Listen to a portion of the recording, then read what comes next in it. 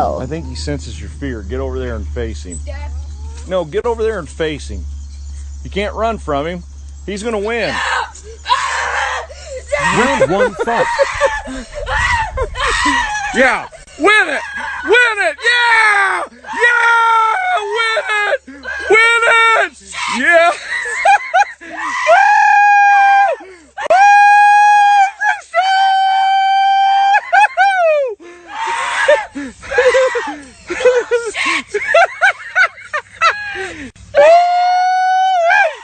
Jags, you're winning! You're winning! You're winning!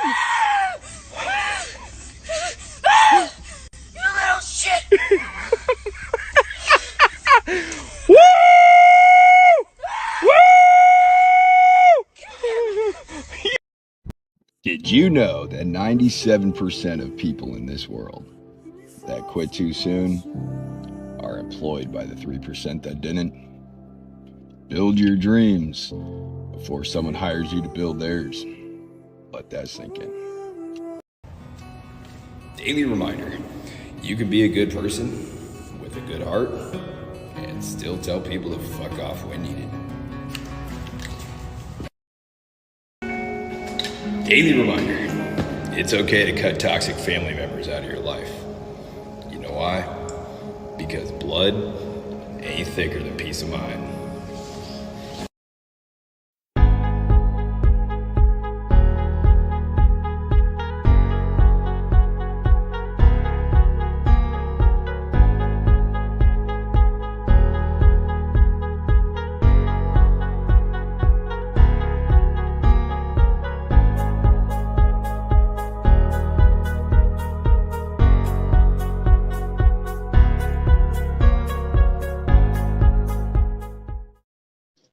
What up, guys? CP the Tool Addict.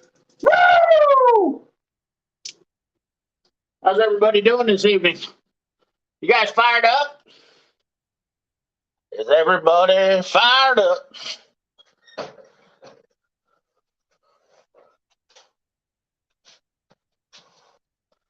I buy my super scrapers off the local tool truck here because we get them from the actual manufacturer.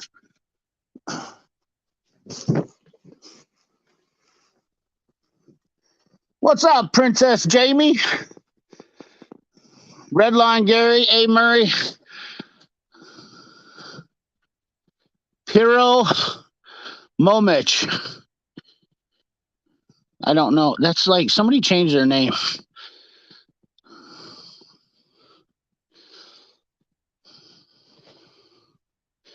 What's up, Graham? What's up, Paul? What's up, Tone? 123 Dominator, Robert Raines. Gotta love the tool department. If you guys seen the topic, what's up, Bjorn? You know what Bjorn is in Norwegian? That is bear. Louis Casianda, the greasy shop rag. What's up? 97 Ford Carpenter. What's up? Need one more for my tool trucks to carry them. Need one. None of my tool trucks carry them. Oh, okay. You can look online. Oh, look at you. Thank you, Princess Jamie. Thank you, girl. Hope you've been doing good. It's been a while since I've seen you. I know you stopped into Jude's last night. Hope you've been doing good.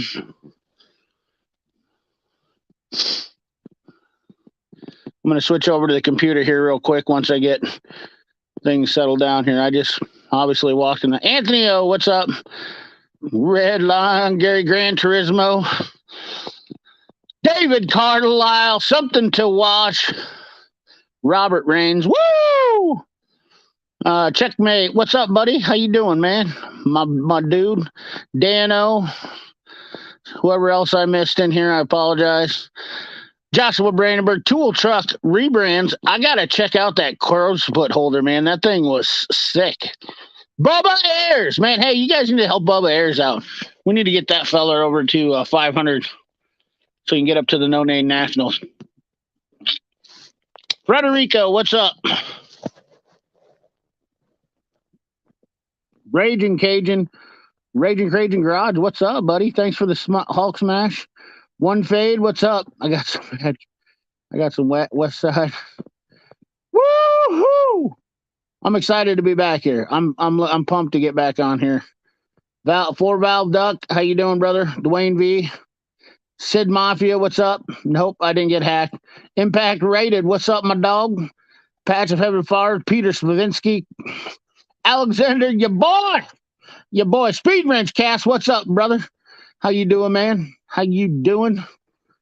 I'm gonna get on the screen here in a minute. You know me, guys. Swear to God, life don't stop. Life don't stop soon enough.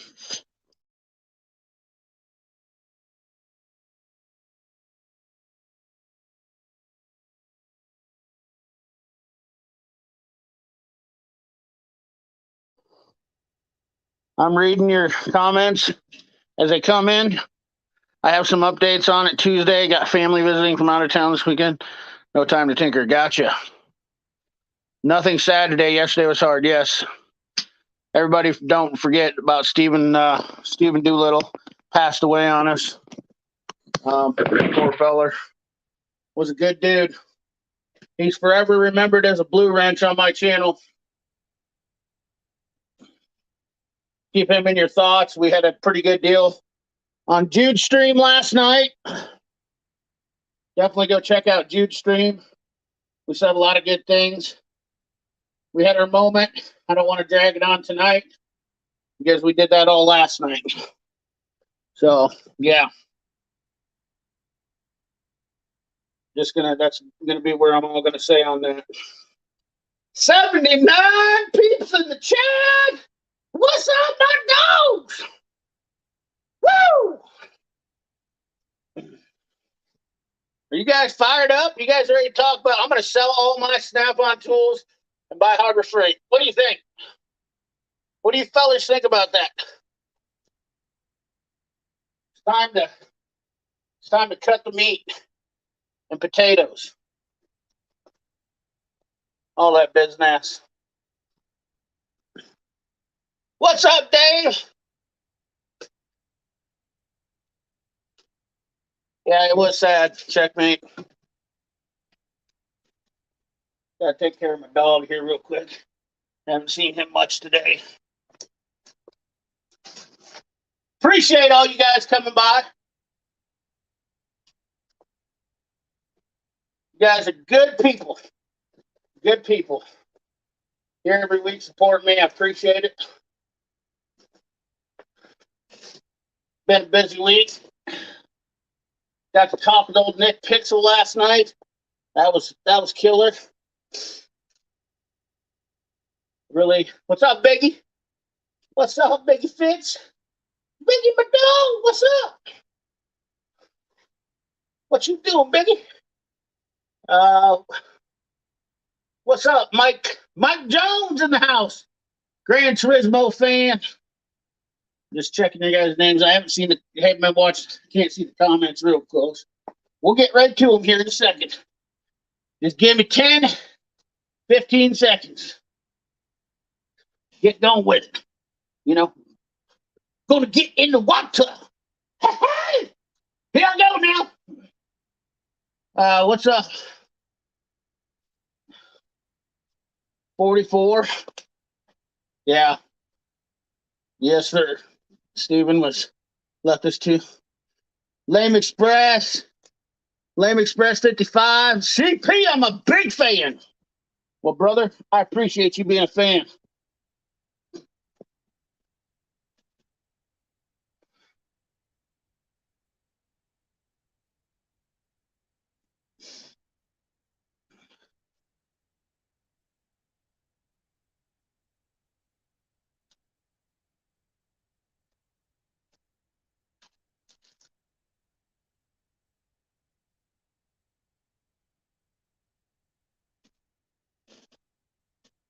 $84 people in the chat.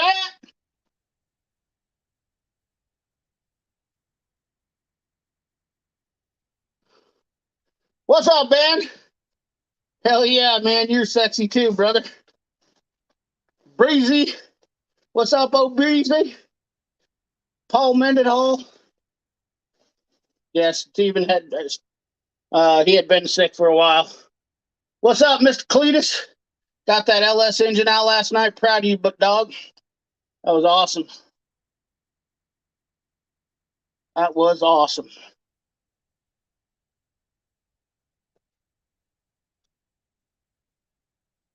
Let's see here. We're working towards a common denominator here.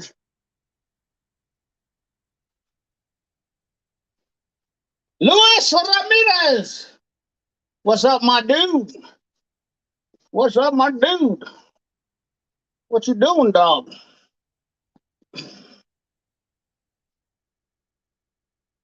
Yeah, the Harbor Freight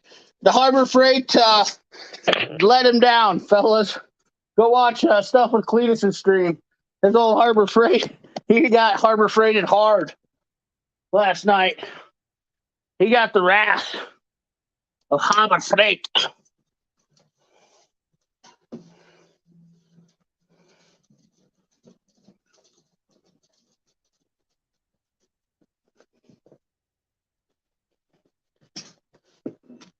All right, just a second. Let me get this bleep blooping machine fired up. Get my special live streaming gear. What's up there, Nick? JD Tico in the house.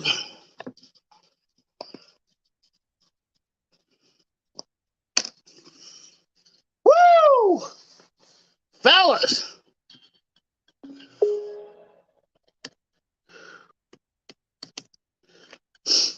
Been a week.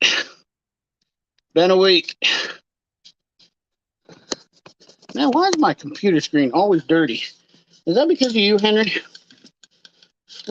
I swear, dog. I swear. Let's find the StreamYard. Let's enter the studio. Jason Oftis, what's up, brother? All right.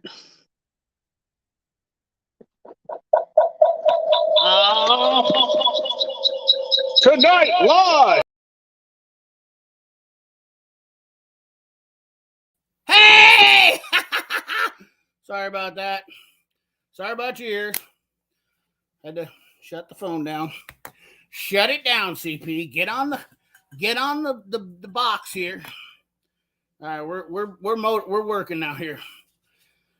All right, let's get back to the business at hand. I left some of you guys. CP, Impact Rated, Robert Rains, Dave Osborne, Occupant. What's up, guys? Yes, rest in peace, Stephen Doolittle. I'll buy some Alexander. What's up, brother? Dwayne B. Chris Coyne. No way. Gotta have Snap on everything. Hell yeah. Biggie Fix.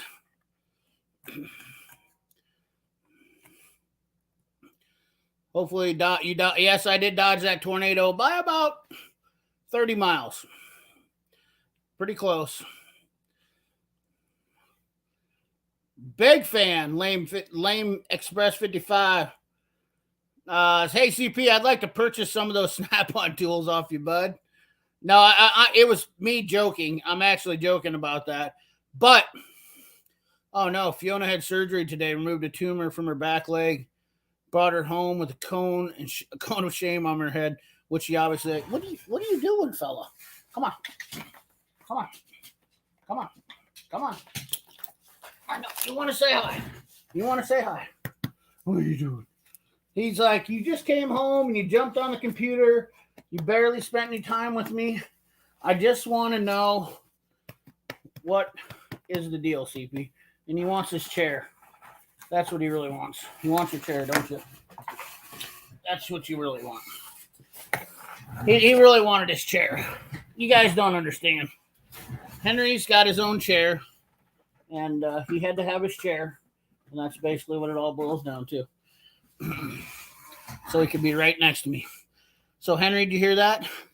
Poor Fiona had a surgery, and she's got a cone of shame on her head. You've never had to experience that yet, so consider yourself a lucky dog that you don't have to deal with that. You know what I'm saying? So we got our prayers and thoughts are with you, Dave, for your Fiona. Henry is I'm gonna make him say a prayer. Tim Windsor, what's up, brother? Roy Lowry, CP Big Dog, what's up? Sounds like you're in rare form tonight. Enjoy, fam. Yep, hell yeah. Hey, Brian Glabius, your channel's awesome. Thank you, brother. I try to make it interesting. I try to make it fun. Let's see here. I gotta do something else here real quick. Sorry, guys. I'm like a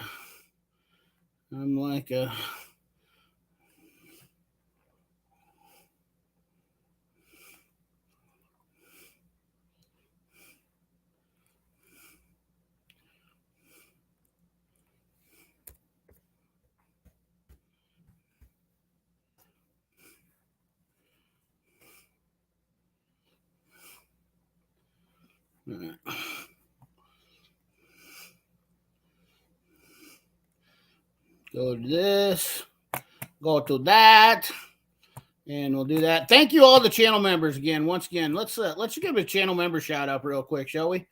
Let's go through the channel members.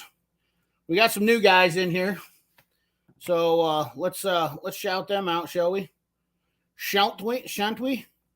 So we got Tool Buying Juggernaut was a new one. One Fade is a new one. Joined 29 days ago.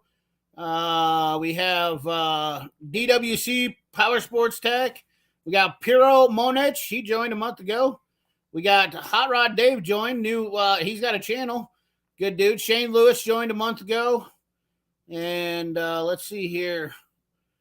Yeah, that's all new one. And then shout out to all of our existing guys. Greasy Monkey, 123 Dominator, Bradley. We've got Larry Croft, Hot Occupant, Raging Cajun, Frosty the Iceman. Raging has a channel too. Frosty the Iceman 79, Anthony Groblish, GM85 has a channel. AgTech 45, he has a channel. Dude with Wrenches, he has a channel. Mark Schumacher, our fellow trucker, awesome tool follower. Rob2112YZ, Brian Meadows, Diabolical, Larry Borgstrom, Speed Wrench, Nick Hildebrettel, Darren Herring, Fishing the Beauty, Pat Paulson, Quick Wrench, One Mechanic, Dave Osborne, C's Garage, Tarek, Power Stroke Jude, and not last but the best, Princess Jamie. So thank you guys for all being channel members. Appreciate you. If you guys notice the people in green, they are channel members. Just answering that question when people will ask me ahead of time. So that way we know. Yeah. So yeah, those are our channel members. Woo! Thank you all. Appreciate you. Appreciate you folks. All right. Let me get down with this.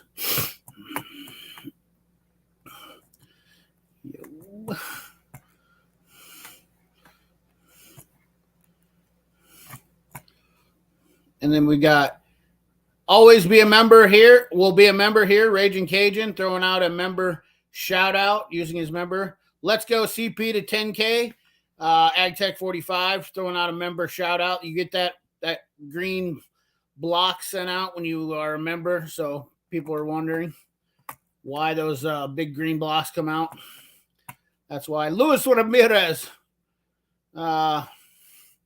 Thanks, Harbor Freight made it much harder. Tool Buying Juggernaut, what's up? There it is, channel member. Thank you, buddy. I'm good, brother. Thank you very much. Got my mullet all slicked back. We got James Black. Would really love some more socks in my collection. Dude, can't have enough. Greetings from New Jersey. We got Nick, JD Tico, out there pounding the pavement for all us lonely mechanics. Horrible fakes. Harbor Freight. What's up, Gary? Had to jump off. I'm back on now. Cletus. What's up, JD Tico in the house? That's the Bew saying you got Harbor Freighted. I need to make a YouTube channel. I just bought some more Mac wrenches and Snap-on wrenches. Hell yeah, Lewis. Go to it, brother. Chuck Phillips, what's up, brother? How you doing? We got Brembo Joe. JD Tico. A lot of people shouting out JD Tico. We got fans of JD Tico here. So let's see here. Let's see the beautiful face here, boy. Hell yeah, I'm here. I'm here now. Let's see here. Live from New York, it's CP the Tool Addict. Well, live from Iowa. It's New York, CP. Spill the beans. CP is on fire tonight. Not literally, I hope. Hell yeah. What's going on, Josh? Got some nice Tecton crow's foot wrenches. USA made. Hell yeah, dude. Hell yeah, Henry. Patch of Heaven Farms. Hope you're doing good up there in Minnesota. A studded removal tool worth a look. Absolutely. Definitely want to have one of those. Outboard hats. Hell yeah. Hell yeah. There it is. Midwest Tool. What's up? Brandon BSS. What's up? CP flexing in purple tonight. Yep. What scan tool should I buy? Man, that is like one of the most loaded questions. I'll tell you what, JD Tico's got a hell of a deal right now. Go buy that. It's an Altel. He's got a TPMS, and he's giving away an IM 608 with it and a 1-year extra update. That's a freaking smoking deal for $1,600. It's pretty solid, dude. Pretty solid. I got to buy some more stuff from JD Tico. Yeah, hold on, brother. Hold on. Hold on. Yeah, wait a second. Hang on. We got incoming.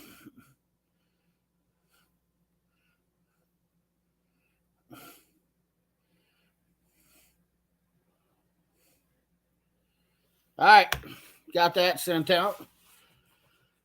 What's your thoughts on Power Probe 3? It's an awesome tool.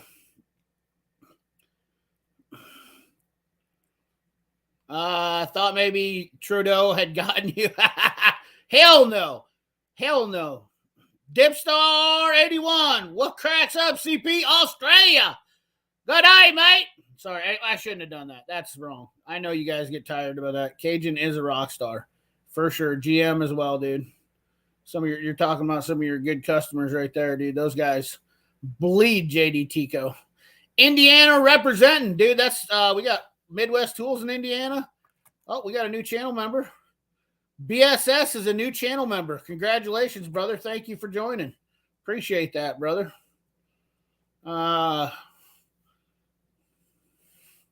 I don't know if I can show that. Trying to find my card to join. What's up, Rob2112? Just shouted you out, brother. Evinrude makes a damn fine motor. The stock market is climbing with Evinrude, boys. Telling you what, invest in Evinrude stock. What's up? Got my 861. Dude, I hear so many people getting their 861s. It's just awesome. Hold on, I gotta put my Nordic stuff on. That's right. Gotta put my bling on. Man, it's good to see everybody, guys. What's up, Country Mile? What's up, brother? Let's go! Let's go fix it. BSS Small Engines, my dude. What you doing, man? CP, what do you think of Cornwell torque wrenches? Worth the splurge or Snap-on or Matco? I don't know enough about them. I got to be honest. I need to look at them more. And I if they're the CDI ones, or the Precision Instrument ones, they're solid. And I know they carry Precision Instruments, but I don't know about all of them. So yeah. Corey Ute? What's Corey? Oh, look at that boy. Corey Ute's in here. That guy's a legend too. Farm boy. He's an Indianian too.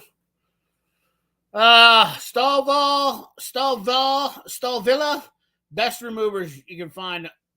Oh, the old NES. The NESs are pretty solid too. Hell yeah, dude. And you guys are just killing it. killing it.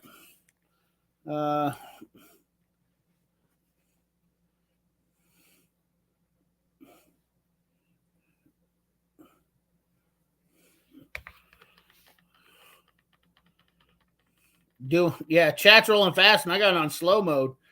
Power probe is not for the beginner. No, it's not for the beginner, but you can get the beginner one. That's just gives it the Power Probe 1 is a nice unit to start off with because it's just power and ground. JD Tico is a dedicated customer for life. Good night, mate. PMS. Please. Yeah, dude. I know you guys probably get tired of hearing that shit. So, Nicholas Nasty. What's up, hey CP? Don't forget to hit that like button, friends. Occupant, you are the man. Put my order in yesterday, JD Tico. Hey, Murray, thank you, brother. It was good to see you, all the likes you put on my Instagram, too, the other day, brother. Really appreciate that. Stuff with Cletus. Does JD Tico have any more accessories to buy? I don't know what that means. CP, what do you think about Tecton Tools? Where do you think they get their new split beam torque wrenches, CDI, or Precision Instruments? Absolutely. 100% they get them from either or. And I'm guessing Precision Instruments because CDI is owned by Snap-on. Probably not as easy to deal with. Hey, Occupant. I just bought 5 more 310 funnel holders, and Victor signed one for me. I heard you say that the other day, Paul. That's freaking awesome. That's pretty freaking cool. I love you, CP. Burgess, Jay Barajas. What's up, brother? Thank you, man. I love you too, brother. Princess Jamie, still in the house, man. Speed wrench, new to me, but thanks. Hey, we're caught up. If my damn bank account wasn't hacked, I would have made an order today, but someone decided to be a thief. That's not good. Yeah, that's definitely not good. We need to show you a little love, don't we, Raging? Get some people over there and show you some love on your channel. Got the Matco battery from JD Tico. The Nick's rock. Absolutely. Dude, Nick's son is a rock star. I mean, like, dude, I mean, Nick is on the videos, but Nick's son is the rock star, dude. That dude's legit, like a hardworking mother trucker. You know what I'm saying? What's up, Tool Guy Ty? Hey, Dano. Raging, sorry to hear that. Yeah, he got screwed. Has anyone tried the Matco brake press? Matco, the pneumatic one? Raging Cajun, if that you're talking about the pneumatic one.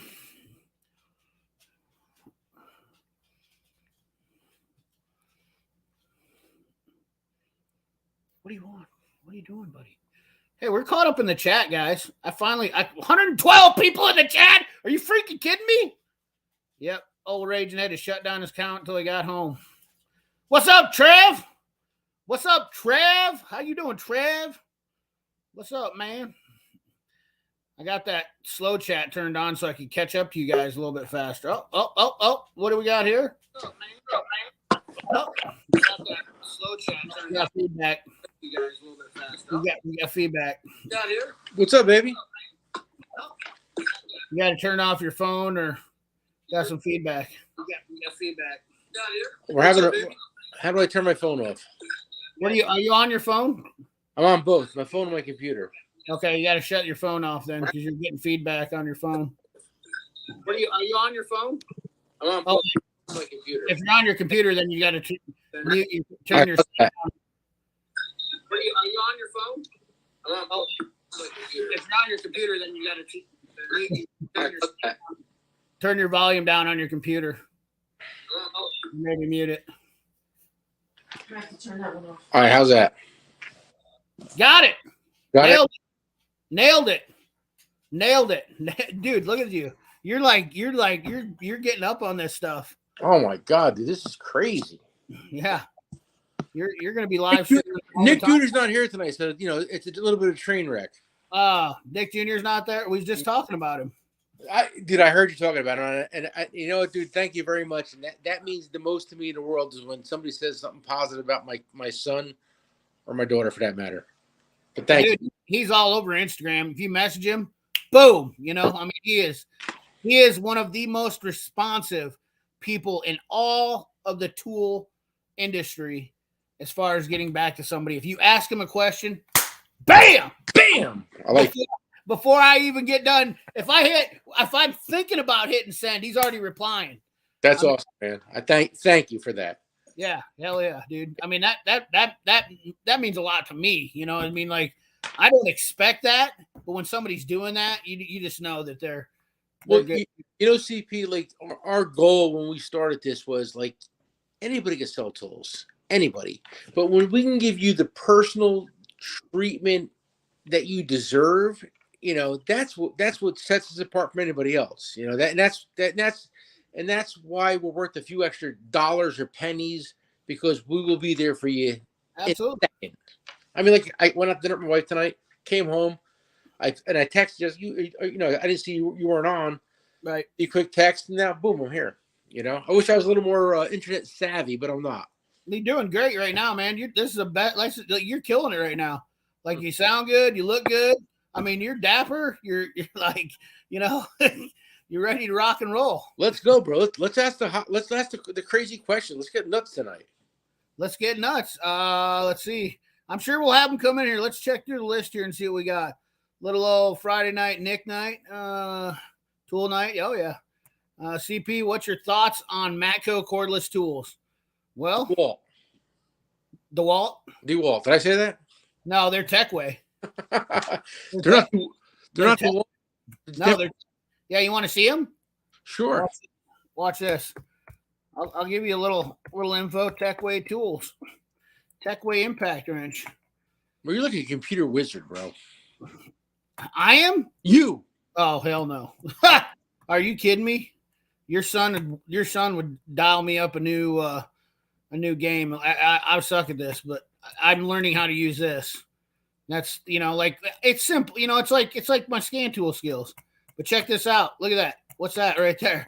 Is that a Matco impact? No. What is that? Something new? That's Matco's impact. Techway builds them for Matco. That's who builds them, and they build them for SPE tools. I mean, it's the exact company.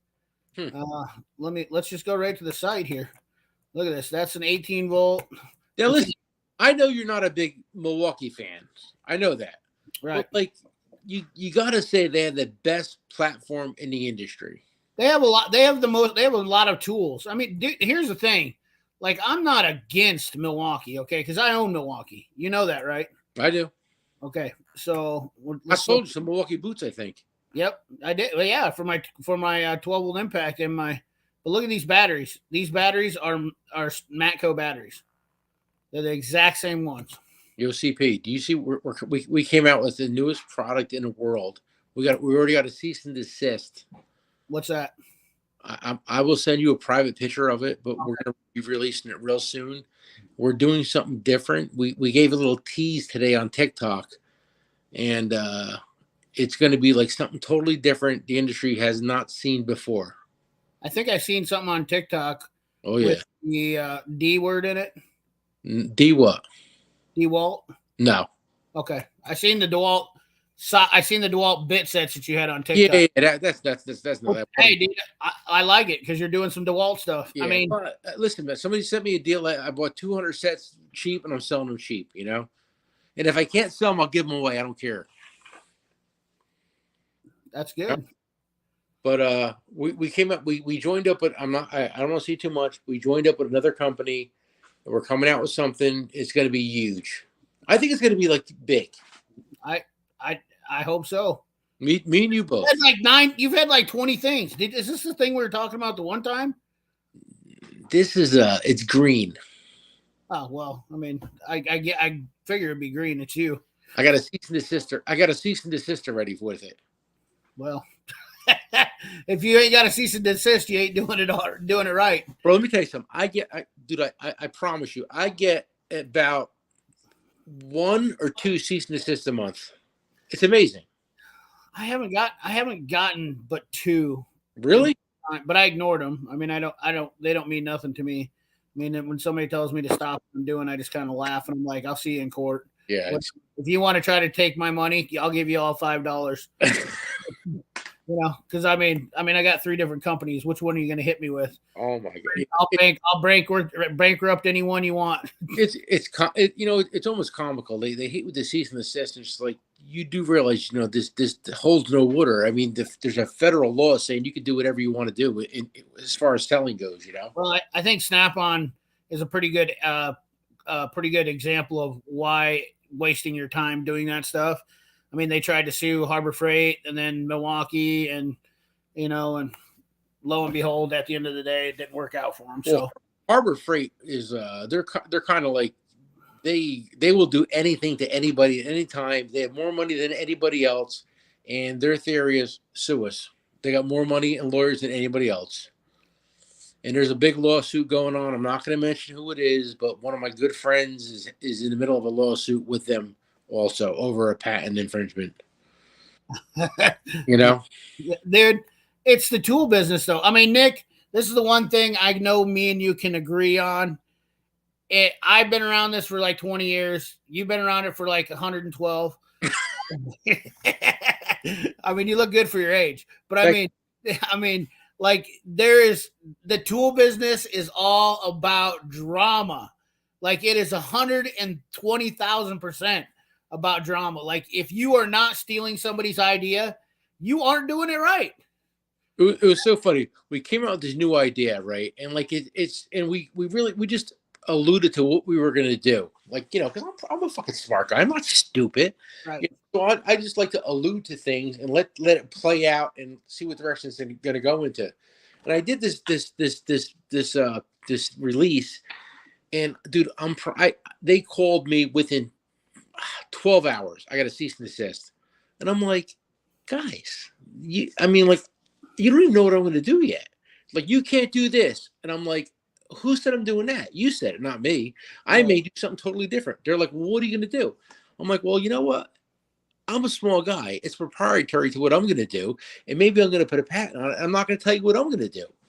It was a total shit show. But you know what? At the end of the day, I'm going to do what I'm going to do, and it's going to be big, and it's going to be a big splash, and either we're going to make a lot of money or we're going to be like, doing what we do anyway. And if you've seen the video, we did a TikTok today. We allude to what we're going to do, and wait till you see we have a three-part story coming out with it. I can't even keep up with your TikToks. You're like all over TikTok, like which I don't like to get on TikToks anyways, but I've been trying to do a few of them, but it's just, man, tell me the comments on TikTok are not the worst comments you've ever seen in your life. They make Facebook, everything else look like a dream. It's funny, and I don't want to get into it, but like it's funny because like I've been selling tools for 37 years. I've been selling tools online for 10 years. I've had my own standalone store, walk-in retail location for like 3 years. And like I'm on TikTok and people are saying I copy people. I'm like, dude, I've been doing this forever. Me copying somebody? Everybody in the industry is copying me. But you know what? I get it. And we're going to keep on putting our shoulders down, going forward. But yeah, it's crazy out there. But you know what though? TikTok is a viable place to sell tools. And at the end of the day, I proclaim to be the godfather of the whole tool industry. So that means Facebook, TikTok, YouTube, and Instagram. Did I miss anything? I don't think I got them all. No, yeah. There's other ones too, but which one? Did I miss something? Oh, there's like 12 other platforms, dude. I mean, there's a whole bunch of stuff. I'm the only person in the world with a phone app. Yes, you are. Well, yeah, you are. Well, Matco's got one, but yours actually works. So thank you. If anybody else who's like trying to be me tries to get a phone app, guess what? I have their name. They're gonna say that you copied them. No, but I own the rights to their names. That's smart. Yeah, there you go. Yeah, I've had that happen to me before too.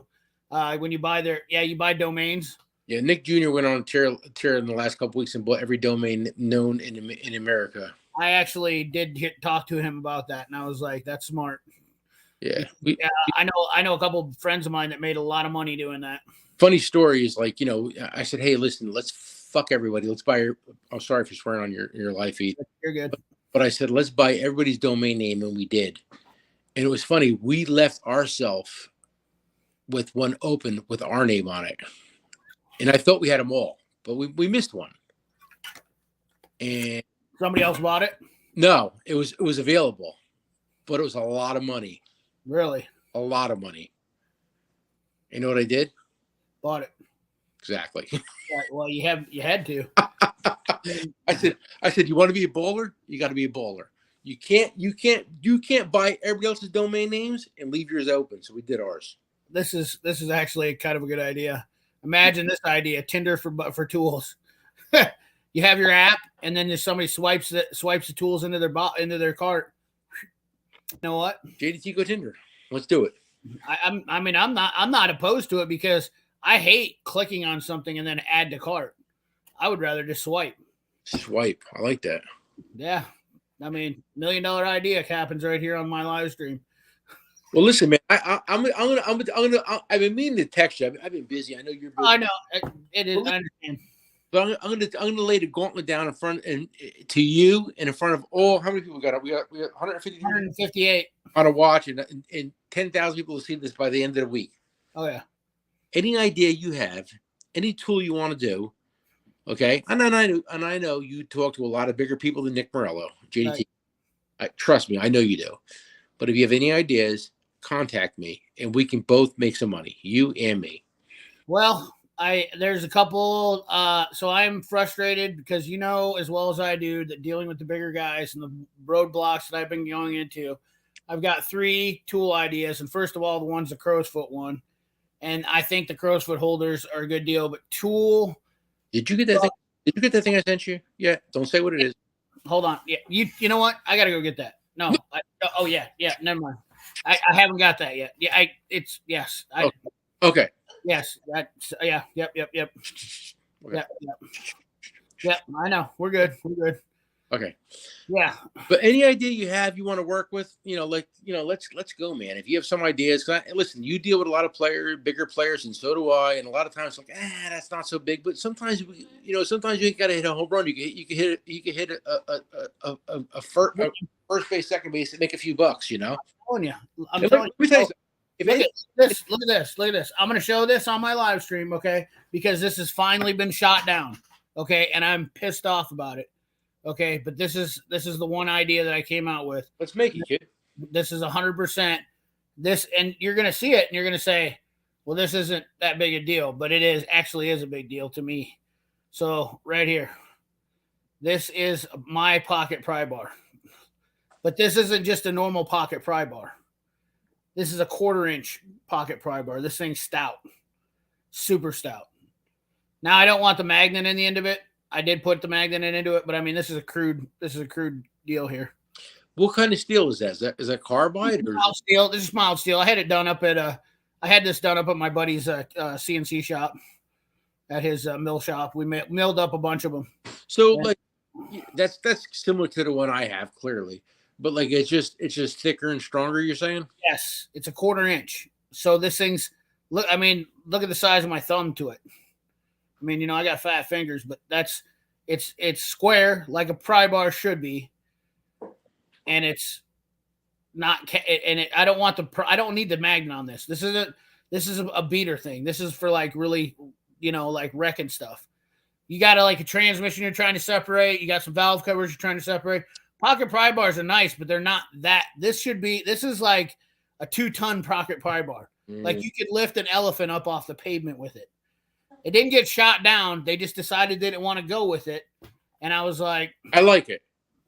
It's badass. But the only problem is going to be that's a USA made item, Nobody's making them USA with square. That's the problem. But you can get them square overseas. I know that for a fact. I just need to get the shank, and then I wanted to redesign the handle something different. But what do you think is wrong with the handle? It's got to be a little bigger. I just want to be different than everybody else's, like it's just a bigger square shank. It's the real deal. You know, it's like It's the pry bars. Everybody's got a 1/4 inch, the small pry bars. You know what I mean? Like everybody's got the small ones, but nobody has a serious one. This is like a pry. This is like you're like bigger than a screwdriver. You know what I mean? Like this is legit bigger than a screwdriver. Yeah, I like it. The problem is we got to find somebody to make them for us. That's the only problem, you know. There you go. Well, that's my problem. I made them and sold 2 of the ones that I made, but I didn't sell this one, and I don't understand why. This was the one I wanted. This is the one I wanted. Put a striking gap on it. That's that's what I was gonna do too. A striking, you know what though, like that with a striking cap on it might be nice, like a little bit of a, you know, like, A little. You can tap a little hammer on it, but I mean, think about. I know for when I'm like taking valve covers off or something like that. Like I know a pocket pry bar is nice, but sometimes it's a little bit tougher, and those little pry bars bend and flex a little bit. This thing is not going to flex at all. I mean, it's short and stout. It's kind of like me. It's like I'm a little teapot. You know, I'm just saying it just needs, you know, but I mean, I know people would buy it. I mean, you got all these people in here that are already Snap-on is more yeah, but you know what? I can't talk about the Snap-on one either. I got something coming out about the Snap-on one. That one I'll have to tell you afterwards. There's something about the Snap-on one that I found out that's really funny. Really funny. I'll tell you, we did the pocket pry bars and like we did the magnets on the end, and like we did very, very well with them. I think we sold over 6,000 of them at this point. You know. Yeah. This is full tang too. These Nuts Garage. This is a full tang. This goes all the way through. That's the other thing is I made it all the way through, but I mean I mocked up this handle here, but yeah, it's legit. Who do you want to say who shot you down, or you don't want to say? No, they didn't shoot me down. They took, like I said, they ran with the 2. They're just not going with the 3rd. They're just not going with this one. Was it Lyle? Yeah. Oh yeah. Here. Let me send you the picture of the ones that are done. I love the Lyle guys. I do. They're great guys, man. Well, and they're not dumb. I mean, they're way smarter at this than I am. I'm not. But here's the finished product for what are coming out. It's just, you know, I guess I let the cat out of the bag. Well, it doesn't matter anyways. Everybody else has already got them. Listen, I can't open it up because if I open it up, it'll affect. Oh, that's right. I sent you. Yeah, I'll check it out. Check your email. Anyways, it is what it is. Man, it's chat. You know what, dude? Listen, I deal with I deal with a lot of the bigger people out there, and I give them ideas. We go back and forth, and there's ideas that I laugh at. I'm like, that'll never fucking sell, and and I'll tell you one of the ideas I laughed at, and it became one of the biggest products in the tool industry. You want to hear what it is? The shock strap? No, that thing's a winner. The neck lights. Oh, the neck lights. Oh yeah, they're crazy, dude. I know guys that just go nuts for them in the shop. I personally don't like them, but I seen those at we Easy Red we're very good friends at Easy Red. We big supporters of them. They're supporters of us. Luke Tucker is my friend at this. Is my brother at this point. But I was in a meeting, had to be 4 or 5 years ago for that neck light. I laughed at it. I did not think anybody would buy one. And lo and behold, that is their number 1 bestseller of all time. Absolutely. I mean, I know a guy that literally buys them, breaks them all the time, buys them. What's up, Gearhead? Alan Kaufman, how you doing?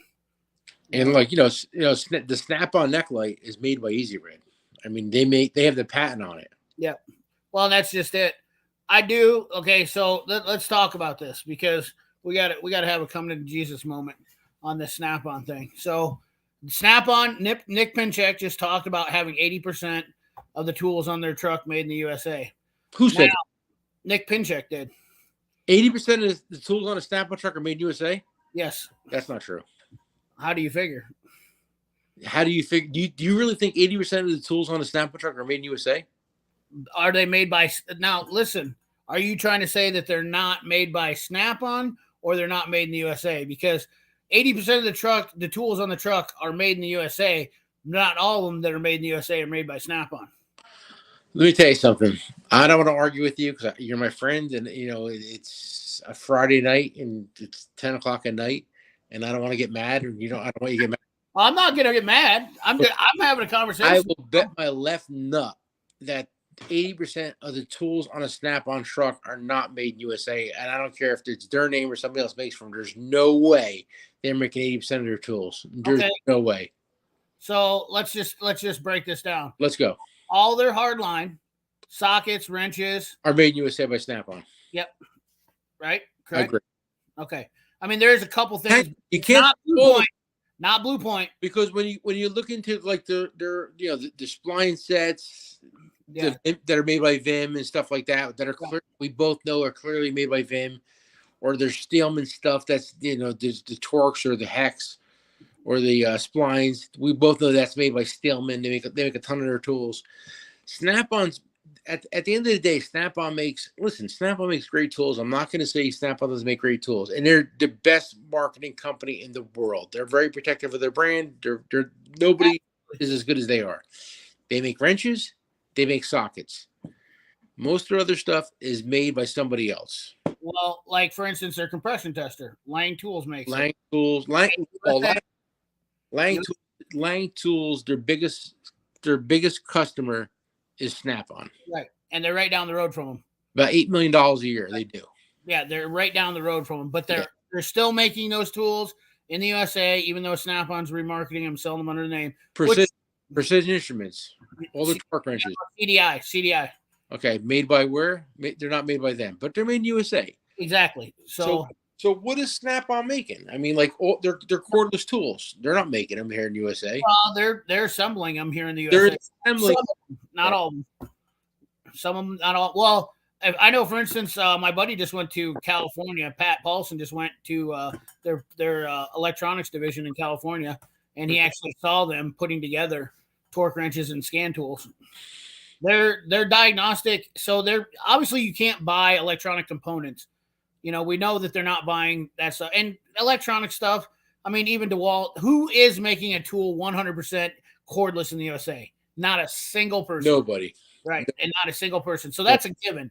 So let's talk politics for 2 seconds. You ready? Okay. Bro, let me tell you something. This shit that's going down in Russia is insane, right? We both know that. Right. And if China gets into this, could you imagine? The tool market is decimated. We're not getting any more tools for 5 years.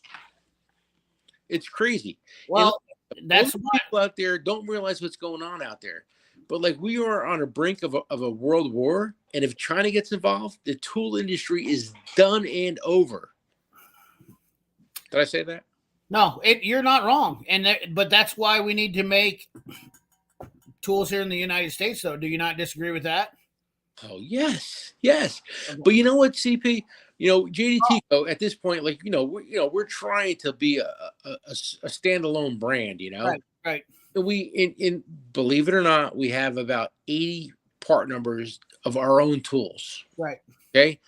And a lot of them are made in USA. All our boots are made in USA. Our tool detail is made in USA. Our rack made in USA.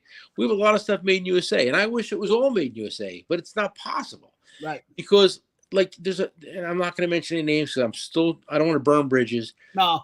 But like we've sold over 1,000 pair of flush cuts. Yep. Okay. Over 1,000 pair out of Japan and out of China. Now we have we have a decent relationship with an American-made manufacturer. I'm not going to say who it is. And they just don't return calls. They just drop the ball, and they use every excuse in the world. And that's the problem. It's like I can go on my computer right now.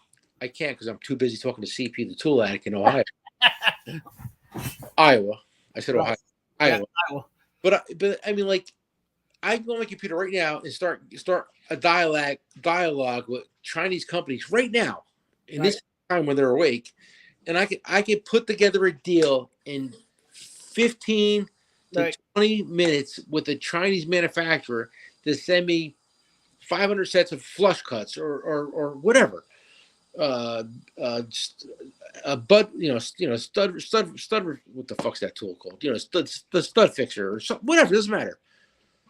And that's the problem. I can wrap up a deal in under an hour with a Chinese company, but if it's an American company, it takes months and months and months and don't return calls. That's the problem in our country, and nobody wants to believe it. And they're like, "Buy America, buy America," and I would sell America, but they don't get back to you.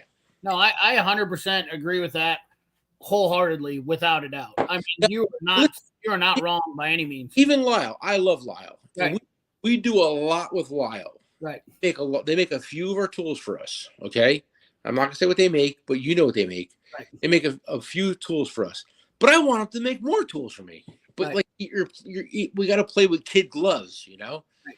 Oh, absolutely. It's a fickle deal. I mean, the thing about it is what you're saying is it's a juggling act, and I agree 100%. And I understand.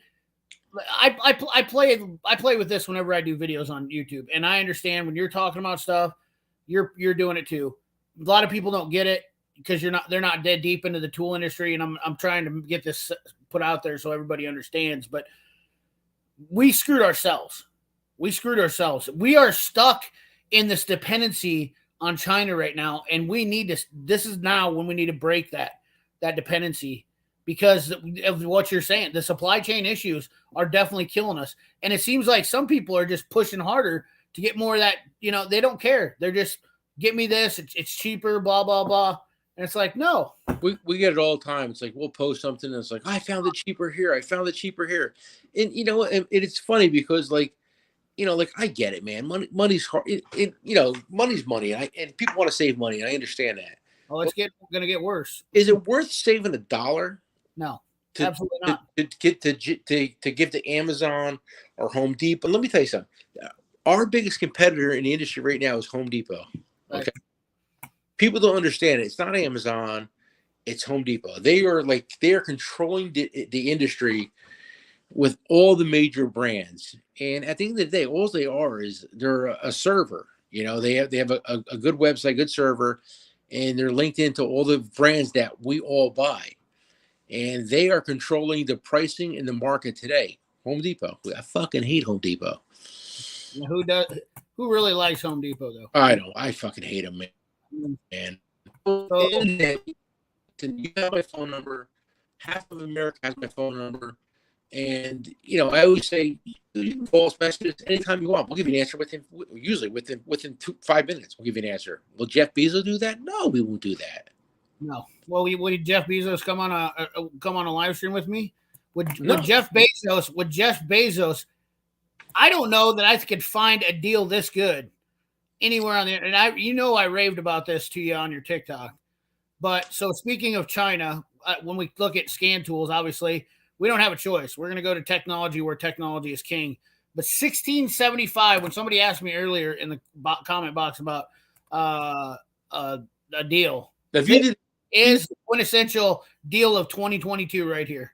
If you did the math on that, right? Oh yeah, dude. I just know a guy that bought a 906, but this bundle, I mean, that's just stupid. With the 1 year update, which is $800 roughly, right? Oh yeah, $800. The 90 or the what is it? 808. 808, which is roughly MSRP of $500, and then the 906 is roughly $1,000, right? That's a good deal, man. That is a smoking deal. Yeah, it is smoking deal. And you're a scanner guy, and I believe the 906 BT or the 906 TS.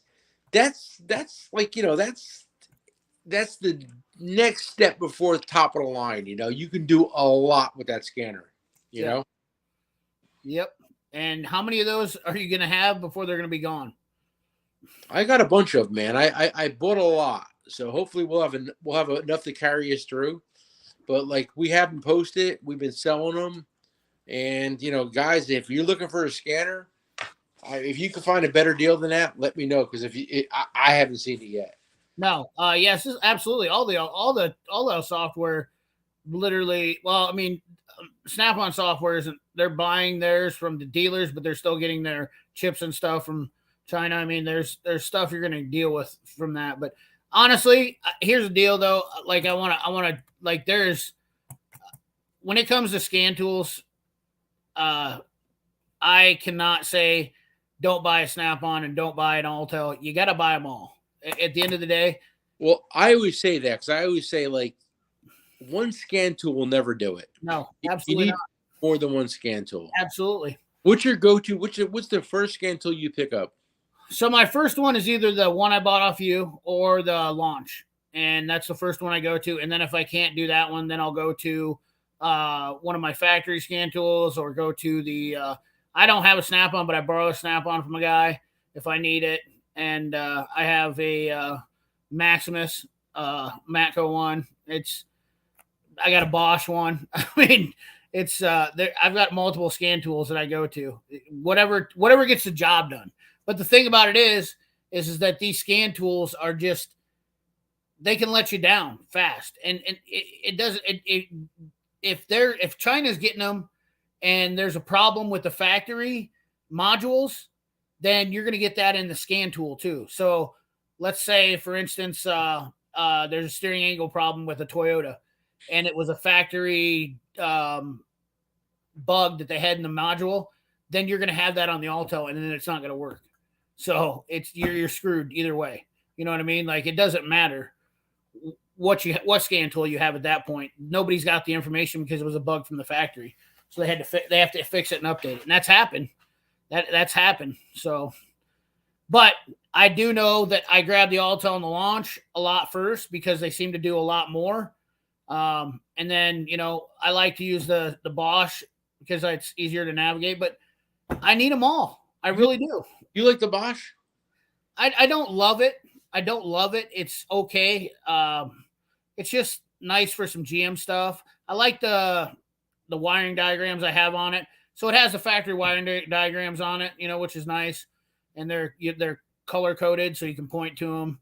It just depends on what I'm doing though, If I'm trying to search down electrical problems and I'm diagnosing with it, I'm gonna use the Bosch because it has some electrical capabilities. I like the Snap-on because it's fast and the graphics are the best. They're definitely the best. They don't use the same platform that Autel, Launch, all of them are all the same. They use the same company for their graphics, so they're not as clear, and that's why I like the Snap-on for that. So. Yeah, back in the day, I sold a ton of the OTC Genesis back in the day, I remember you owned one.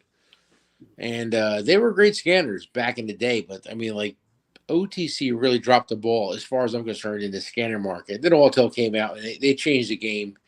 Yeah. When they came out the first 708, do you remember? You probably had one of those, right? 708? Yep. Oh, yeah. Yep. That was probably the best scanner ever made on the face of the earth. It absolutely was. They stole all their software, but it's the. I mean, like, let's not be lawyers and be mechanics, and that software was. Autel is not scared to be in the court with. I mean, that one I got from you, the IM 908, the immobilizer one, was they went to a lawsuit on that because of Chrysler. But you know what though, it's so funny because like in the beginning. And listen, I hate all corporate America, and I certainly listen. I sell a lot of Autels, but I don't like the company. Trust me. But like in the beginning, Autel stole all their software, all of it, right, all of it. But at the end of the day, the lawsuit they lost, where Snap-on really publicized on it, was they lost the lawsuit because they were using the company's logos. Okay. On the fonts, they were using the company logos, and they lost that lawsuit. Right. And then they went to like generic blue logos. Do you remember this? Yep. And then Volkswagen sued them because it was Volkswagen blue, and that's why everybody's logos today are black and white. Did you know that? No, I did not know that, but that totally doesn't surprise me. Yep, the logos were all blue. Volkswagen sued them. Black and white. Larry Borgstrom, thank you for the $5 holler, brother. I know I haven't been paying attention to the chat. I apologize. We've been busy. Well, I mean, we're giving out good information here. I don't think none of you guys are getting too bored about that, but it looks like there's good. So I will try to answer any questions as I see them come up here. So if you guys got any questions, just hey guys, let me jump in here. If CP is missing one of your hollers or like questions, and I am too, because I'm using a phone for the camera, I'm using a computer. right. Listen, we're trying hard. You got two good guys. Yeah. Oh yeah. Absolutely. Listen, I'm the godfather of the tool industry, and he's a CP tool addict. So between the two of us, we're getting a lot done tonight. Oh yeah, for sure. There's definitely a lot of knowledge between the two. A lot of knowledge. Right. It's funny because I always say CP looks like he's 25 years old, but he's not. He's an older chap too. Yeah, I'm 43. Believe it or not, I don't know why people find that hard to believe, but I'm actually 43. I'm wore out. And me and Nick Jr. were arguing one day, and I'm like, he's like, no, he's like 20 years. I'm like, he's not fucking 20. He's like 40. He's older than I am. No kids. That's why I look young. Never had any kids, so. I mean, maybe that's why I did good at selling tools too, because I always looked like everybody's grandson. Well, So they felt bad for me when I was like 25. Listen, if anybody wants to buy a tool route, there's one for sale in New Jersey. Come on down and talk to me. Are you done off the truck? I'm done. Well, do I still have a tool route? Yes. Do I still have a viable tool route? And do I still work in it? Yes. Am I done? I'm done. Why don't you hire somebody to run your route for you? Who can I hire? I don't know. Everybody does it. There's people all over that are hiring people to run the route. There's only one person in the world I trust. Nick Jr. He's not getting a tool truck. He doesn't want it. I mean, my dream was always to have a brick and mortar store too. Not gonna lie to you. I mean, I was like, why would I be doing this? Instead, I could do a brick and mortar store. But of course, the internet wasn't relevant. You know as well as I do back in the day, though, that the tool truck business in the last 20 years has evolved like insanely. Like it's just went completely different. Like, I mean, the reason why these companies sold the tool trucks was because the internet wasn't relevant. Now they can get out there on social media. They can get out there everywhere, you know, they give free tools to people and show them on the internet and, you know, all over stuff. And then boom, next thing you know, they're selling tools all over. But yeah. Well, you know, it's you know, like you're right. You're 100% right. Like back in the day, like, you know, you had a tool truck and that was like the biggest thing in the world, you know, then, you know, your goal was to have a brick and mortar walk-in store. The internet came along and it changed everything. And, you know, listen, I have a very successful tool route. I got a very successful online presence, but like our walk-in store is doing pretty good, man. I mean, like, you know, I don't doubt it. We have a big following. You guys are making deals, though. I mean, at the end of the day, you guys are making great deals. I mean, I literally look to you guys when I go to buy something. I try to look to you guys to buy something. I know you don't have everything, and I feel guilty about trying to ask you if you have something. I will be honest about that. Well, That's like, dude, you got my phone number. I know. Text me or call me or call Junior. You got Junior's phone number? Yeah, I got. I hope so. He answers me on Instagram. I don't need his phone. He answers me faster on Instagram. It would take me longer to dial the phone, Nick, then call him. It would take me longer to look through the phone book and find his number and call him, and he would already have me messaging on Instagram faster. I guarantee it, because he is on it. On that, I'm telling you. Nick Jr.'s good, man. I mean, like, I'm gonna just briefly touch upon this quick subject because I'm gonna be addressing it real soon. So get ready. Anybody could try to do what I do in the arena of online, but at the end of the day, me and Nick Jr. and Nick's my son, you know that. Right. We are a force to be reckoned with, and you can't buy employees like that. No, absolutely not. You're 100% right. There's not a chance in hell. I mean, you got to have two people that are motivated. And in the tool industry, you are 1,000% correct, because I remember watching guys work for other tool truck guys, and they don't have the motivation as the guy that owns a tool truck. No. Never have, never will. And it's because they have nothing invested in the business and they don't understand. So I completely understand that 100%. And that's why I like doing business with you guys, because I know there's not one person, there's two people. There's two that got it taken care of. And that means a lot. That means a hell of a lot. And that means that not $1 or $2. That means $5, $10 to me. I don't give a shit. You know? Well, it's me. Nick runs the store. I run the tool truck. I'm in the store, 2 days a week. I'm going to be 3 days a week in the store real soon. But my nephew, he's been working with us. Like, he's an electrician, but he's on night shift. So he's been at the store, like, for the last 2 months. And I have two nephews working at the store. We have, well, I don't know. I mean, like today, at any given time, we have 4 people in the store working. Oh, nice. And like, like if there's 4 people in the store, that means that's more time for me and Nick to find deals, post deals, and come up with new ideas. Well, that's just it. People don't understand that, though, how hard you actually have to work at this, because you literally have to stay on top of this. If you want to get the sales out there and get the first deal out there on something, you got to be right there to close on that. Yeah. When it's offered up. And we just did a big expansion at the store. We put a whole we just the workroom. Yeah, the sweat. The sweatshop. Yeah, the sweatshop. What's up, Richard Ocho, Frosty? How you doing?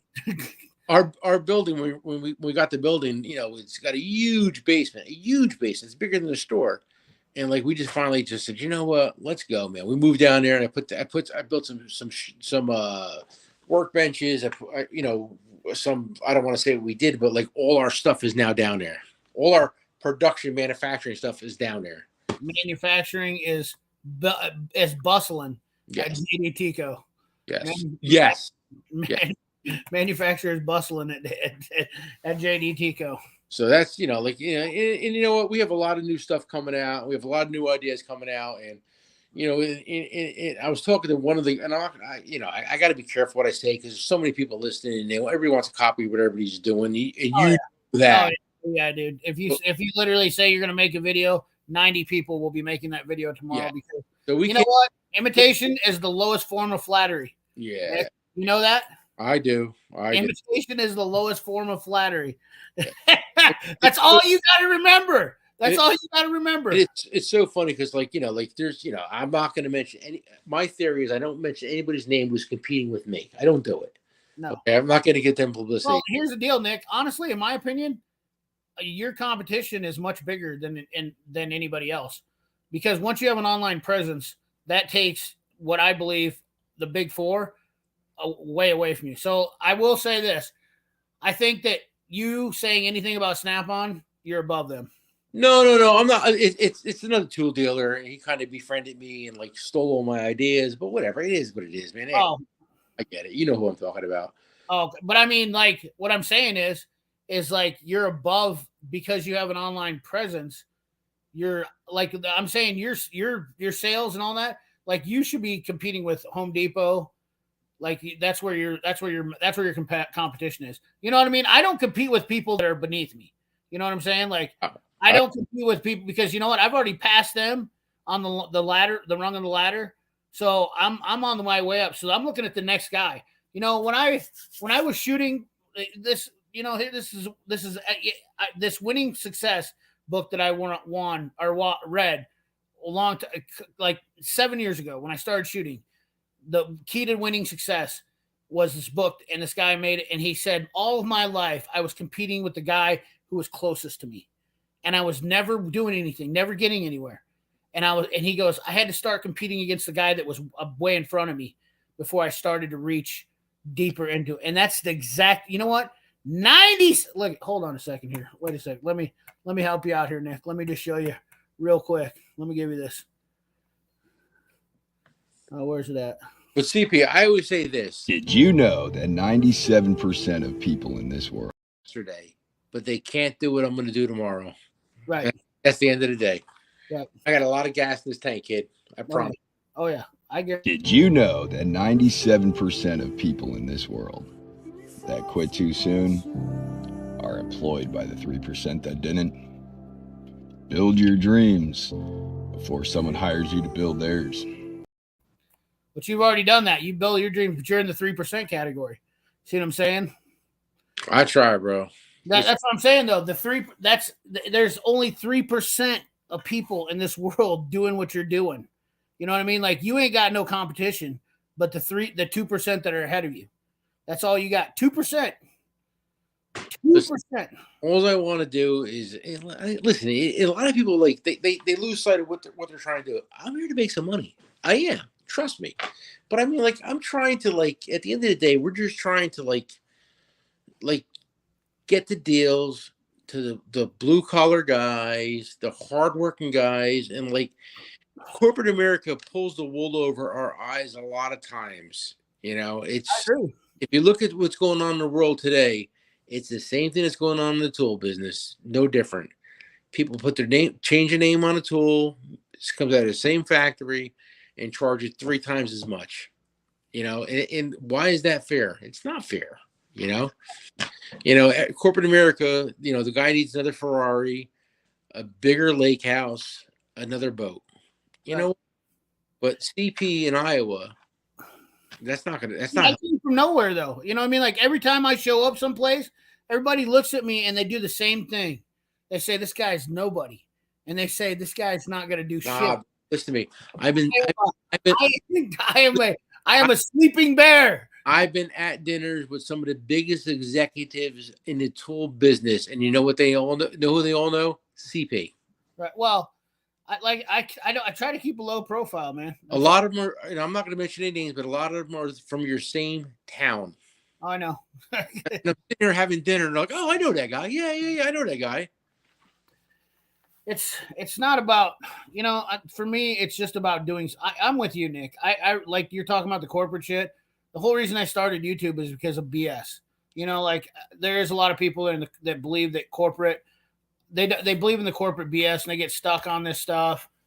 And they go to Home Depot, you're price shopping, but that shit don't. I mean, like. But CP, maybe it's time. Maybe it's time that fucking, you know, we get together and get some ideas, and we can make some money, and you can like open up JD Tico, Iowa. Well, listen, you get, I watch your videos. I was a big CP fan. I was a big CP fan from the beginning, even before our fisticuffs. I was a JD Tico fan. But like, we had a battle a little bit. But that's okay. It's all good. And I always seen these 3-ton funnel things. There's probably one behind you somewhere. Yeah. Okay. Yeah. Oh. Yeah. CP.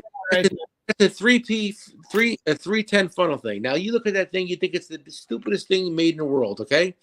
But when I was out with SEMA this year, I met Victor. I don't know if you ever met Victor before, but I know you did. Talk to him. Yeah, I've never met him in person.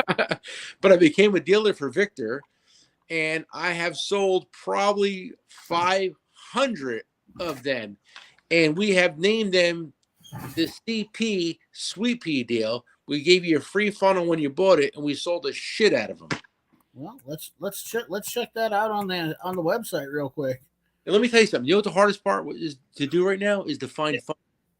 Yeah, I seen that on your video. I'm not surprised. Everything's hard, though. You know what I mean? Like, what isn't hard to do right now in the tool industry? Because but like you would think, like, I mean, like, listen, okay, I get it. You can find funnels for $7-8, but I got to buy a $1 or $2 funnel because I'm giving it to these guys for free, right? Yep. So like we scrambled, and even went direct. I reached out to China to get to buy the funnels direct, and they were like $3 for a funnel. That's $3 for a funnel for me to sell 500 of them or to buy 500 is a lot of money. Right. So like we literally cherry picked all across the country and bought every funnel we could. It's crazy. It's crazy. It ain't easy. But that's a great that 3-ton funnel holder is a great tool, a great idea. And if anybody knows anything about one of the things in the tool industry, one of the most expensive things you could possibly buy, do you know what it is? Magnets. A magnet. Yes, it is stupid. It is stupid. So expensive, you have no idea. And this magnet that Victor puts on this thing is dude, it's the dude. Yeah. It's dumb. And he literally, I know all about it. I've heard all about it 100 times. He's a very passionate individual. Oh yeah. Well, he wants to build a great product, and he did. So yeah, he did. Oh, look at this. I bought 7. I bought 7 of the 310 funnel holders, and I haven't misplaced a funnel since. Dude, they're better than, like, the thing about it is the 310 funnel holder. What Victor did was that funnel, the one white side one, the funnel buddy was great, but you had to buy this big clunky piece for $50, and then you had to mount it all over. It's just too much. This is simple. I was not. I mean, I sold funnel buddies.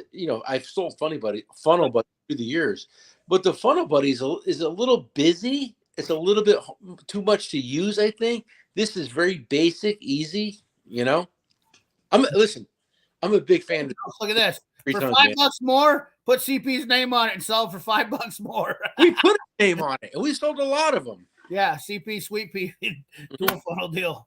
Yeah. Oh yeah, the Sweet Pea deal. Look at that. Hot Rod Dave said it right there. Sweet Pea deal.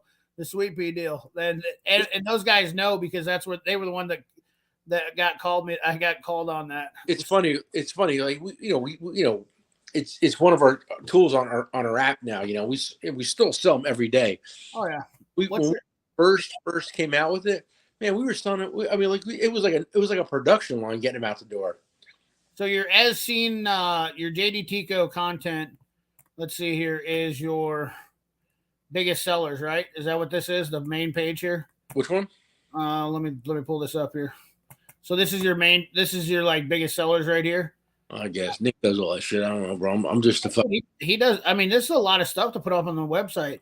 I'm just a pretty face on. It's for the camera, We got the Autobahn Dan deal. We got the adjustable non-marring clip pliers. We got the carbide scraper set. We got stuffy boots. It's funny. We just started just as a goof. When we got on YouTube, we started naming our deals. Oh, these are out of stock already. Look at that. Which one? What's out of stock? The 3-piece diagonal cutter plier set already out of stock. Yeah. Well, we're you know what? With COVID, it really affected us getting tools. Oh, dude, I understand. Nobody should be getting upset if they can't get. Look at this, $30 for these JD Tico plier set, $30 for the blue handle ones. Did you see the new 3-piece green one we came out with? Yep. Oh yeah, dude. Let's see here, JD Tico. Let's go to JD Tico tools. Right, it's made easy right now with you. Easy Red contacted us. They had them. And they're like, "Hey, listen, you want to put, we'll put your name on them, get them out there for you. You want to do it?" Yeah, dude. The green ones are Easy Red. The blue ones are Steelman. Okay. There's something else I wanted to talk about on here too. What the hell was I just thinking of? This was a good deal too. Man, I like that set. Yeah. Oh yeah, there's a good deal on here too. Did you sell out all the? Yep, you must have. Sold out all the pullers. We probably have another 2 or 3 left only, man. Gotcha. I mean, they're not even on the board here though right now. Yeah, because Nick took them down because I think, like I said, we bought 100 sets in, and they were gone right away. It took us so much room, and we had a really good deal on them, and we really promoted the shit out of them. We got some really aggressive pricing with AFF. We really, I mean, we did a Vice deal with $85 with a soft draw. Yeah, and we sold the shit out of them. That die grinder deal is a good one too. That 3/4 horsepower die grinder, 2 for $100. Man, where am I at? I'm gonna miss it. This one too. I've had a bunch of people tell me they bought this right here, the Mini Volt 12,000 milliamp power bank. I've had several people commenting lately. The Matco one, right? Yep. Oh yeah, that's the best part. Yeah.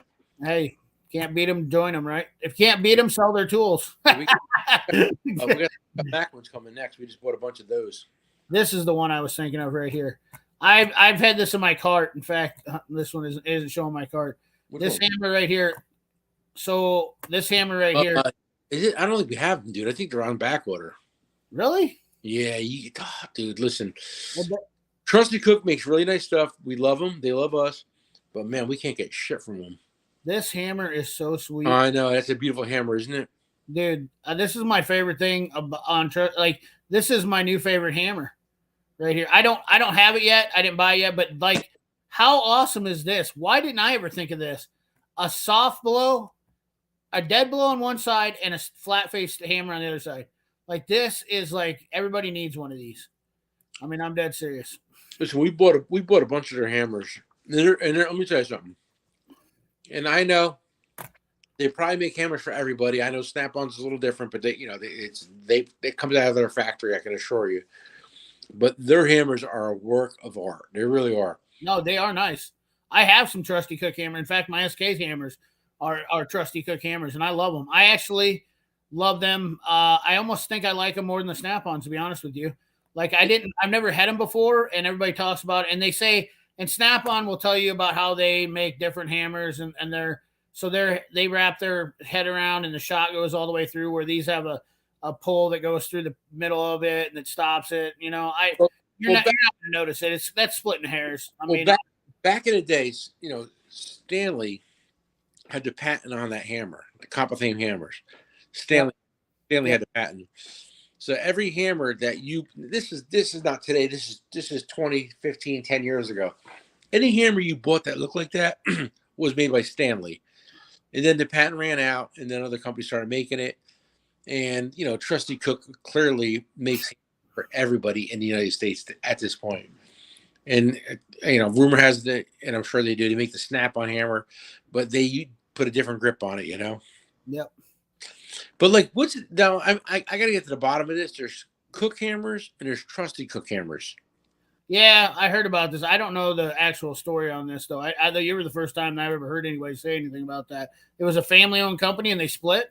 I don't know. I got to get to the bottom. I don't want to give the wrong information out there, but like, it's funny because like I was like, Nick, we got to get some fucking USA made hammers, and so we reached out to them, and it's funny because we reached out to them, and they're like, oh, we know you guys, and they're like, and this is the guy's like, listen, we buy tools from you, and all my friends buy tools from you. Well, Matco, so Trusty Cook's making them for Eastwood, Matco.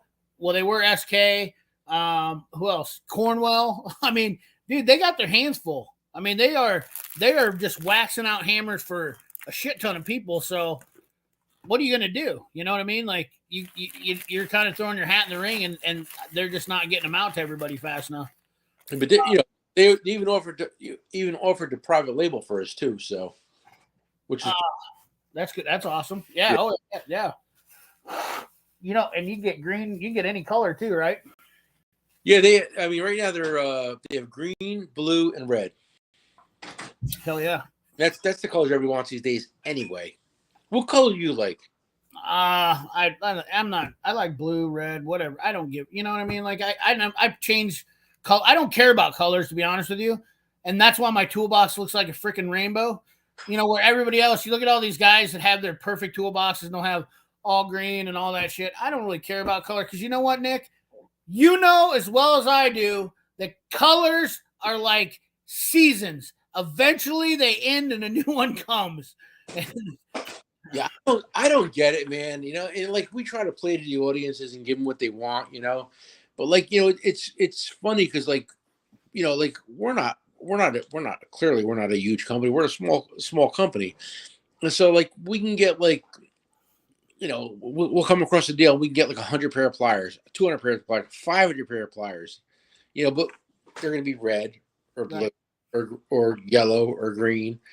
But like, if you wanted to order, and people don't understand that, they're like, fuck you, I want these in green, order them in green. Well, it's 5,000. When you want to get a tool made in America, whether it's in China, Japan, it doesn't matter where, it's a 5,000 piece minimum buy. It is 5,000. Yeah, you got to pony up the money. That's and people really don't understand that shit. Yeah, it is legit. Like I understand that because I've been where you were back in the day. Like here I was, this young dude, and I wanted to like do the same thing you're doing back then, and I couldn't pony up. I mean, I was 25 years old, dude. I had to have beer money. I wasn't about to. Well, and that's the funny part. I'm 56 years old, and I've been in business for a long time, and I have a few dollars. Don't get me wrong, but I mean, like 5,000 of one thing, of the wrong thing, could put you out of business tomorrow. So you got to be careful. I mean, like you buy 5,000. Oh, that's not a lot. So if the tool costs you $5, $1, $10, add it up. That's a lot of money. One bad move could put you out of business. And I don't live out of business, CP. No, I don't want you to go to business either. But you know this guy? What's that? You know this guy? Who's that? You see? on the screen. Oh, Power Stroke Jude. Yeah, I threw Power Stroke Jude a link out. I figured he might want. Listen. Let me tell you. Let me talk about Power Stroke Jude for 2 seconds. Look at this. Look at this. It's funny because like when I first went into the YouTube arena, you know, I clearly bumped a few heads with a few people. In Power Stroke Jude, you know, I always liked him, and like you know, he was like, you know, I don't think he likes me, and he kind of like went, you know, like made like you know, like you know, I don't know, I don't want to say he was mean to me. How's that, CP? But at the end of the day, like I like Power Stroke Jude, and I always did. And you know, listen, I consider You got a strong community, so I mean, like yeah. We're like we're like the Tool Gang, you know. We all want to have good fun, but you mess with one of us, you mess with all of us. Yeah, but like it's funny because like at the end of the day, Power Stroke Jude, like I know he likes green, so we came out with this stupid deal. It was our 6-in-1 pliers and a green pry bar. We called it, what do we call it? The Power Stroke Jude deal. And we have sold I don't know how many of them. You know, we sold a ton of them. Power Stroke Jude should have 100,000 subscribers for as many as you sold. You know, and I agree with you, and we always shout them out, and I always shout you out. It doesn't matter. I'm a big fan of 2 Coil Tools. Oh yeah. Speaking of Cass, he's good friends with him too. He's you know, I don't know. Listen, you know, he's and I always say this. He's the reason why I'm on YouTube because I stumbled upon him, and I was like, listen, I don't want to talk bad about the guy because I like the guy. Oh, I know this guy. What's up, Jude? what's up, man? What's up, baby? Are you out with the kid? Hey, what's up? What's up, fellas? How you guys doing? Yeah, What's I've up, been baby? I running just out talked brought good- to my mom's house to visit my mom for a little bit. Right on. Yeah, I'm sure you probably didn't expect to have to get a link to come on tonight, probably, huh? And How's the weather in California, man? I'm sure it's great. I think he just locked up. Internet sucks in California, huh, bro? He's on his mobile. Oh, There he is. You're back. You're back, Jude. Maybe. 31 seconds.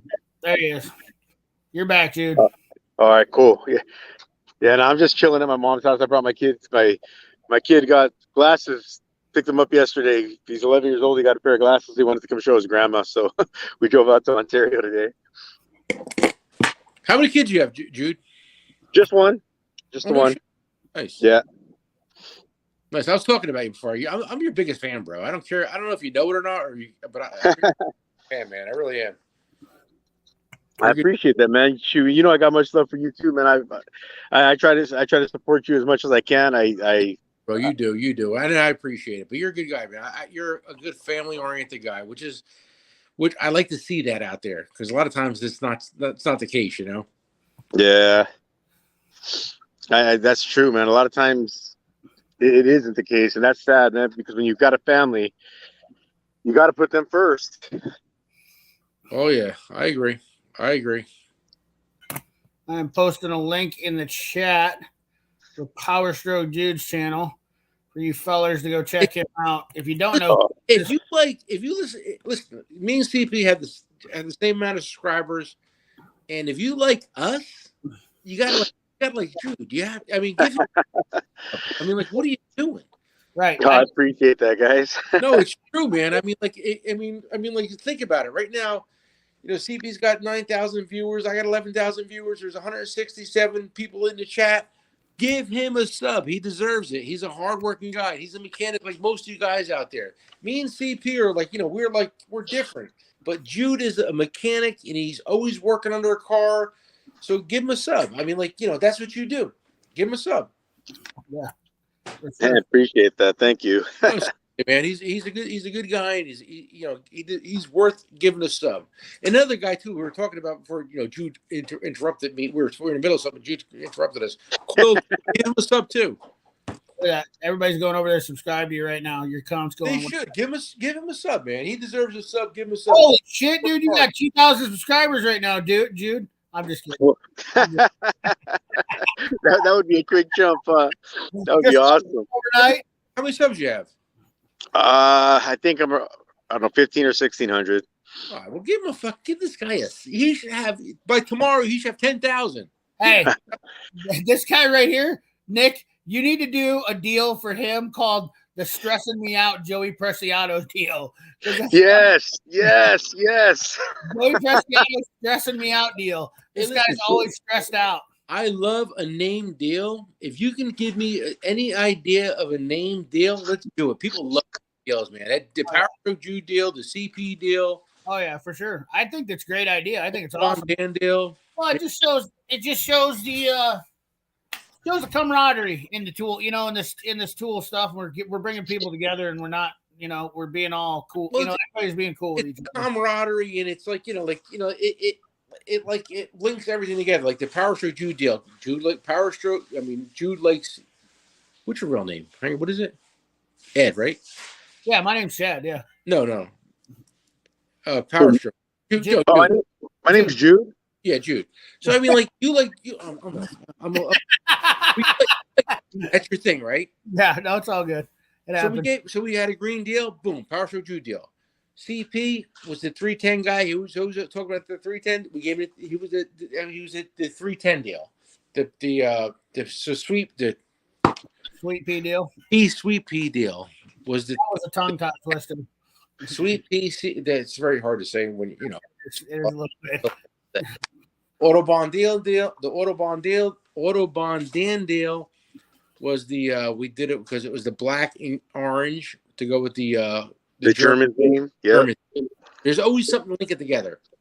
Right, and it's cool. That's definitely neat. Like it's just Yeah, so that's what we like to do. We like to tie things together. So that's what we like to do. Keep it, It's all about having fun at the end of the day, and that's just a fun way to have fun. Man, and that's the problem out there today. Nobody wants to have fun. Everybody's too fucking serious, man. Like, let's have fun. I mean, the world's.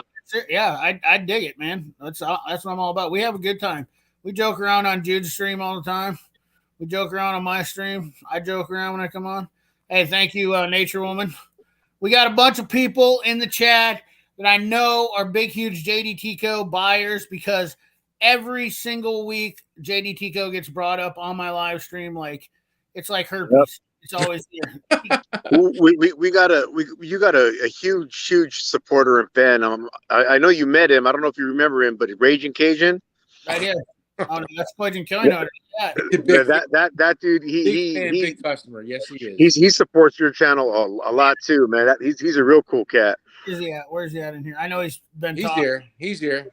Oh, he's been talking. He was excited about. Yeah, he's a good guy, man. You know what? Unfortunately, I'm using my phone for the camera. What's up, Raging?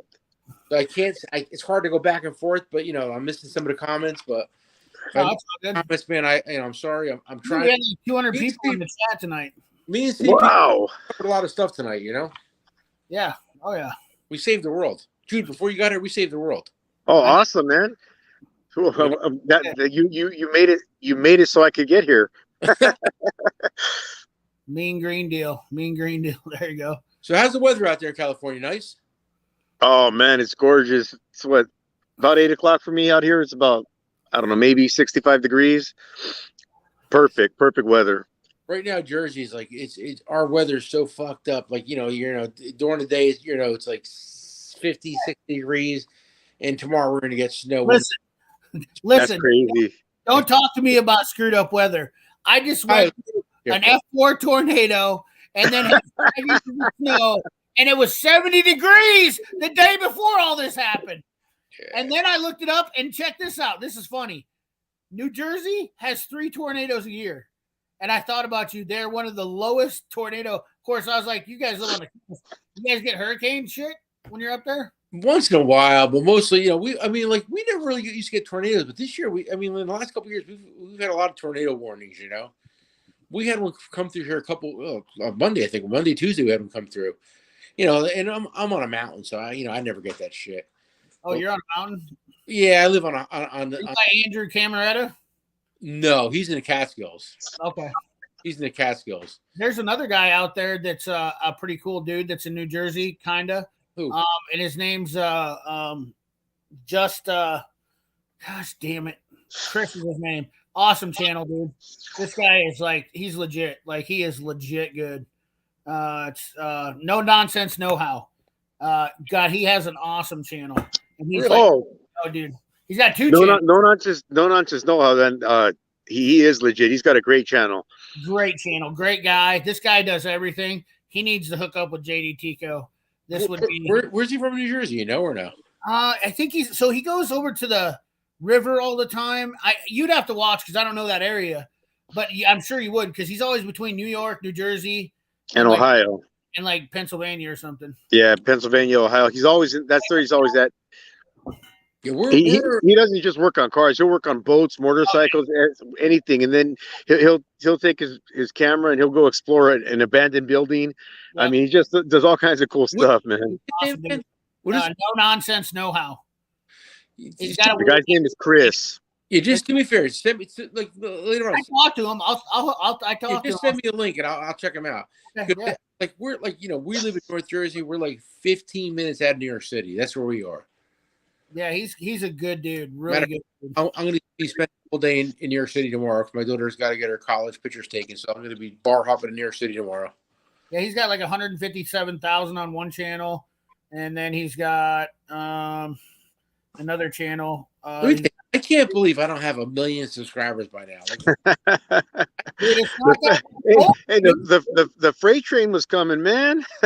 Hey, listen, Nick, you just got to stop bagging on Snap-on. Forget about Snap-on, and then that'll be fun. And then you won't have to worry about anything else. Like you've been growing really big lately, though. Well, I thank you. I've been trying to eat less, but I've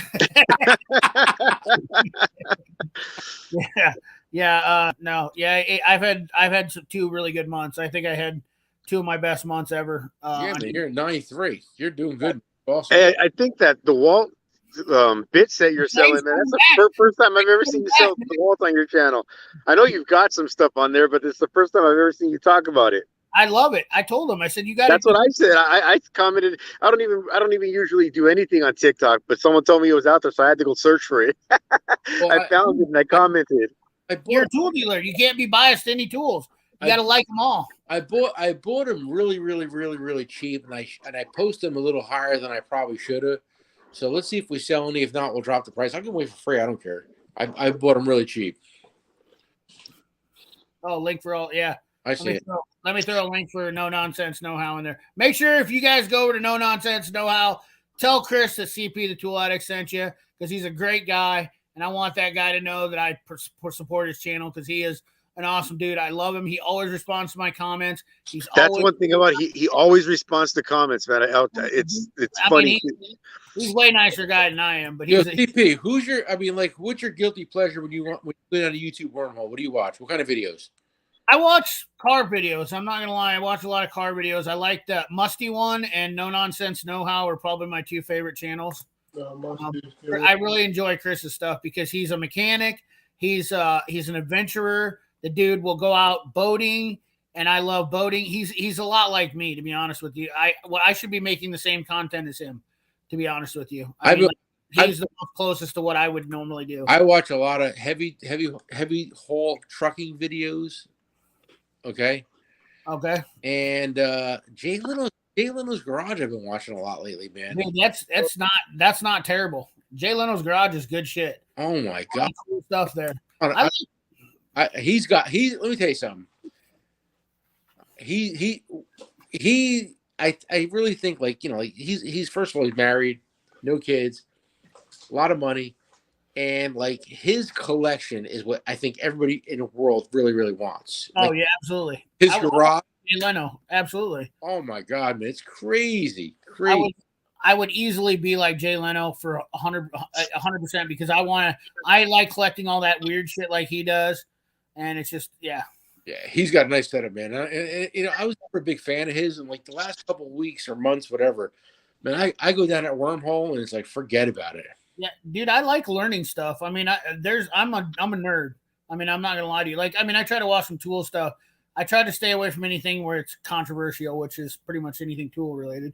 But I like to learn stuff, and I like to learn new stuff. So I don't watch as many car repair videos because I work on cars all day, so I don't have a lot of that fun. And then I also watch a lot of I research a lot on some history stuff. I'm kind of a big Viking type person. I mean, that's why my logo has a Thor's hammer in it, and I'm Norwegian, so I kind of like watch some Viking stuff and look up some, That's cool. stuff like that. But I like watching, like Diesel Creek is another good channel I love watching. He's got a sweet little setup he's doing on his channel. He's in Pennsylvania. I mean, there's a lot of great channels on YouTube. I love Cletus McFarland. He's definitely one of my favorite YouTubers. He's just good fun all the time. Good dude. Those are the type of people I want to. They inspire me. They really do. Do you watch Andrew Camarata? I watch him a little bit. Yeah. Diesel Creek is a lot like Andrew Camarata. That castle that Andrew Camarata has is just ridiculous. Yeah. Have you seen that, Jude? No, I haven't seen that. My God. It's a good watch. Yeah. I'll check it out. Andrew Camarata. I'll check that out. Yes. You will get into a wormhole with Andrew Camarata because he built that castle house out of containers, shipping containers, and just. Oh no shit! That's now my interest is really peaked now. Oh, dude, he is. That's what got me onto his channel was his shipping containers. I don't watch a whole lot of the stuff because he does a lot of earth moving and a lot of equipment stuff, but I watch some of the other stuff. But yeah, Andrew Camarata he's a unique guy. He's a unique guy, and he's definitely got what do you call it? He's got vision. I don't know what he's colorful. I don't know. He's just different. I like shit that's different. You know what I mean? Like I don't want to be like everybody else. I'm not a follower. I'm just not a follower. He definitely marches to a beat of a different drummer. His gig is like he does like property maintenance. He does like a lot of earth moving, but he uses like old machines, like 70s, 80s. Oh wow, machinery, and like it's like he has, he's one person, and he's got this big piece of property in New York State, built this castle on it out of shipping containers, and he like fixes it and fabricates. He's not a bad fabricator, but like he'll take a chainsaw to the dashboard of a car to put a radio in it. Oh man, he's a little over the top at times, but he's playing to his audience. Cool, that stuff's cool though, But yeah, no, it's funny, like but he's a pretty good fabricator. And like CP said, if you watch a video of his, you'll go down a wormhole. For sure, you'll go down a wormhole. There's a lot of good stuff on YouTube, man. There's a shit ton of channels out there, and there's a lot of stuff, and there's good information everywhere. There's just a lot of things you can watch on YouTube. I mean, I don't watch that much TV. I do watch Netflix. I do watch Vikings Valhalla on Netflix, as Brembo Joe said here. I've watched a lot of that stuff. I don't.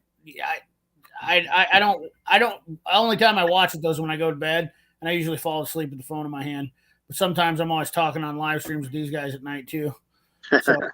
I don't get much sleep. Last night I was up way too late after Jude's stream, and then I got like 3 hours of sleep, and I'm already beat down. So I never got invited to a Jude stream, so What's that?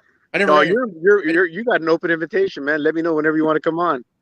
Shoot, I usually have anywhere from 6 to 10 people on, and we just have a good old time. Nice. First half hour is me and Joey Preciado, because I got to calm him down because he's all stressed out from everything. So I got to get him all walk him off the ledge, and then we bring people on and we just all have a good time. Yeah, we had a busy day today. We did a lot of work at the store today. Went out to dinner with my wife, and I came home and I was like, I want to get on this let me get on the CP live. I got a lot to say tonight, so let me get on this live stream. So CP put me on. I appreciate it, buddy. Thank you, man. Not a problem, brother. Yeah.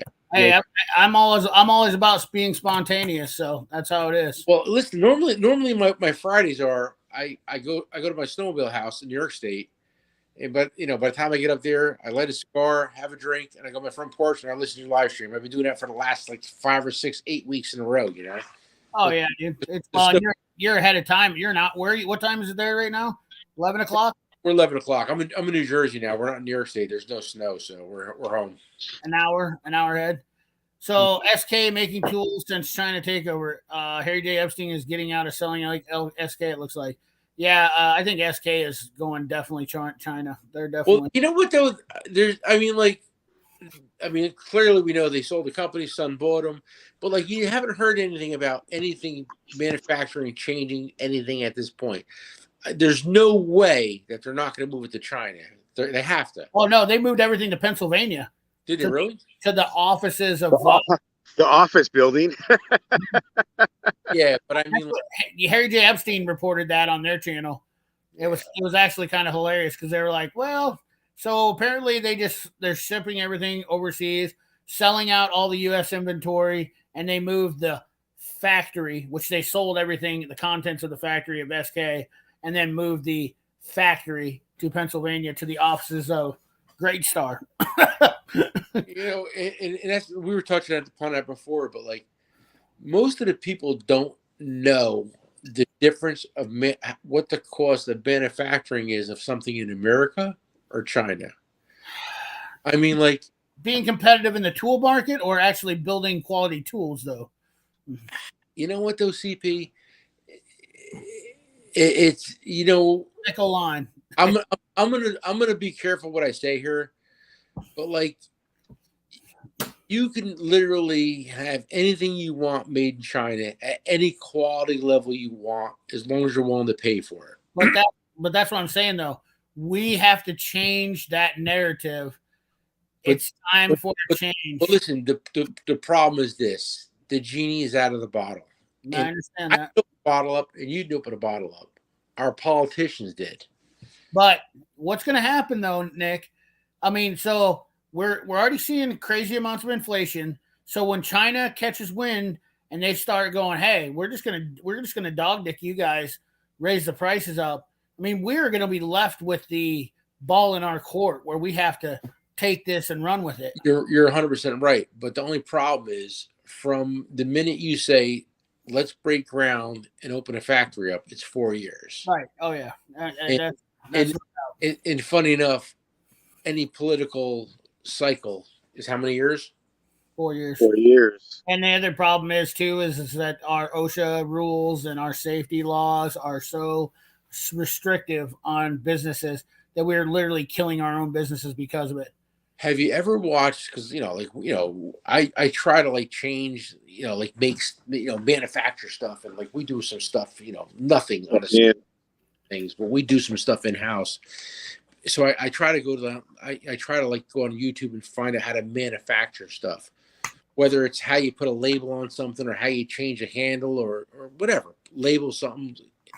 But like if you go down a wormhole on YouTube and you watch manufacturing in the world and you see how manufacturing is done in, like, I'm not gonna say China, I'll say that for the end, but like India and all these other countries, and like there's 5-year-old kids that are making rubber hoses for your radiator and with no shoes on, and like there's a whole family, and they're like all this family does is manufacture things, and we can't compete on that level because our 5-year-old kid is not going to work in a factory barefoot making rubber hoses. It's not going to happen because your wife won't let it happen.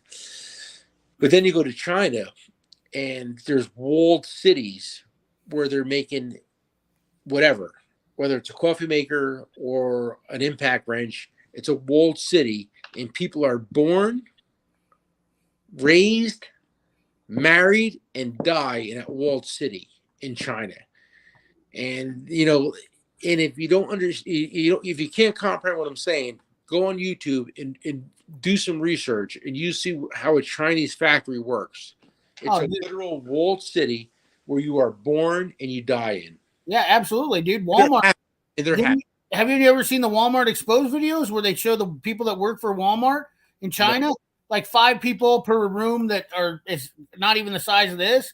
And it's like an overgrown closet. And then that's the reason why I don't support buying China stuff right there, is because of that. But they work those people to death for what, $5 a day? Yeah. And that's why they got stuff so cheap, but it's a communist country, and that's why they regulate everything like that. I mean, people understand. I mean, like and everybody's like, well, don't stop buying China, blah, blah, buy USA. Well, here I am, talking on my Chinese phone with my computer next to it. Right. Well, and it's a fickle, like I said, it's a fickle line because, like you said, It's hard to get USA manufacturers to build tools. Okay, to get it to get what? How do I want to put this?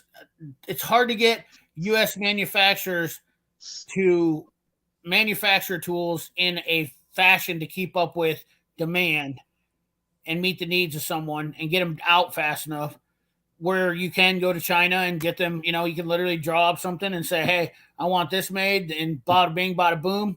That's why it's 4 years is not, by 4 years, you could have already sold $2 million worth of tools. Listen, and I said it before Jude got here, there's an American plier company. I'm not going to say who it is. And the guy's really nice. I talk to him all the time. And every time I try to get a deal going with him, oh, yeah, no problem. I'll call you back. And it's months and months and months and months and months and months. It's been almost a year and a half now, and I still can't get a deal wrapped up. And I have money, and I know what I want, and it could be easy, but it's not. No. I can go on China, a website, and get something done in 15 minutes. And that's the problem with American-made companies. They really, really, really don't care about people like me or my size. And I'll put a big order in. We know we're willing to step to the plate. Right. But it's the American companies, and I really think the American companies should pay more attention to what's going on. But what do I know? Give me a quick second. The same thing I do. Look at this. We've got another satisfied customer. Just got my sweet pea funnel special from JD Tico this week. My Snap-on guy wants one for his race trailer, so I have another one coming. Yeah. I put them on a tool truck. We sell a lot of them in the route, man. That magnet is really, really, really something, man. It's well, dude, it's no joke. It's Victor did the stuff, but do you know how 310 tool got blown up in the tool world? Was because I saw him on Instagram and I said, that's cool. And he goes, I've been trying to tell people that for years. And nothing for that. Like your video, you always have one in the background, it always caught my eye. And like I said, I met him out in the sea, and he reached in his backpack. He took one out of his backpack. He gave me one. And I was like, dude, I want to be a dealer. What I got to do? He's like, dude, call me. We'll set you up. Yeah. And he was supposed to have and I'm not gonna mention any company names, but he was supposed to have a deal with a big company to buy his idea, but I don't think it went through. Yeah, it's done. He did it? Yeah, it's done. Really? Yeah, it's all done, bud. It's all done. Yeah. 100%, 1,000%. Really? Yep, 1,000%. It is. Yeah. I mean, that doesn't mean he can't get rid of his inventory. Well, we bought a lot of his inventory, but I don't think he has any more unlabeled inventory because I think we bought it all. Right. So yeah, he it's done. 310 tool will be under a big name here soon. Good for him, man. Yeah, and that was he was stuck behind his brand, and he did the right thing, and he fought for what he wanted, right, and he did the right thing to get it. So yeah. I'm not talking about him, but I'm talking about like companies in general. When you have a company with one part number, that's hard. You need to have, there's a lot of companies out there, not just him. It just came up with that. I hate that cox, but like Gripmat had one part number. And it's hard to be competitive in a world with one part number, So I mean, that's his product is taking a backseat, honestly. To like he should have been smarter, but instead of being a jerk, I'll be honest with you. Which one? The Gripmat guy. Fuck that guy. Yeah. Trust me, I ran into him. All I did was accidentally tag him in a post on Instagram, and he ripped me a new ass. And I said, dude, why don't you just go pound sand or kick rocks? I was like, I go, what are you going to do to me? And he goes, I'll get your Instagram taken out. And I go, do it then. Listen, I dare you. Nick Jr.'s not here, so I'll tell you the story. You ready? Yeah. I became a dealer for Gripmat. Okay, it was like a $3,500 buy-in. So I did it. So when I bought in, I was kind of like fast. I jumped in, I did it. And then like within the next 2 weeks, he lowered his prices. And I'm like, yo, dude, you're selling them for what I paid for them online. That's not cool. oh, blah, blah, blah. I'm like, no, you fucked me. So I slammed him all over social media. So he called me one night, drunk. You heard that part, right? He said, I'm sorry. This is like almost a year later, 8 months later. He's like, I'll make it right. So I said, as far as I'm concerned, you owe me $3,500 because that's what I spent. So he went and sent me like 200 parts trays. Okay, the smaller ones, green, I think they were. Right. And then he came out to Jersey to visit us. So he made it right in the end, but it was like a year process where. Yeah. And he's a nice guy, and he's wacky, and he's kind of quirky.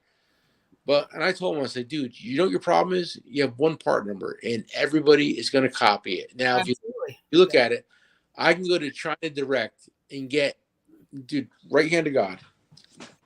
I want to be in the screen with it. Oh yeah, guaranteed. Right, I can get 3-piece part trays made that he sold. What he was retail $139.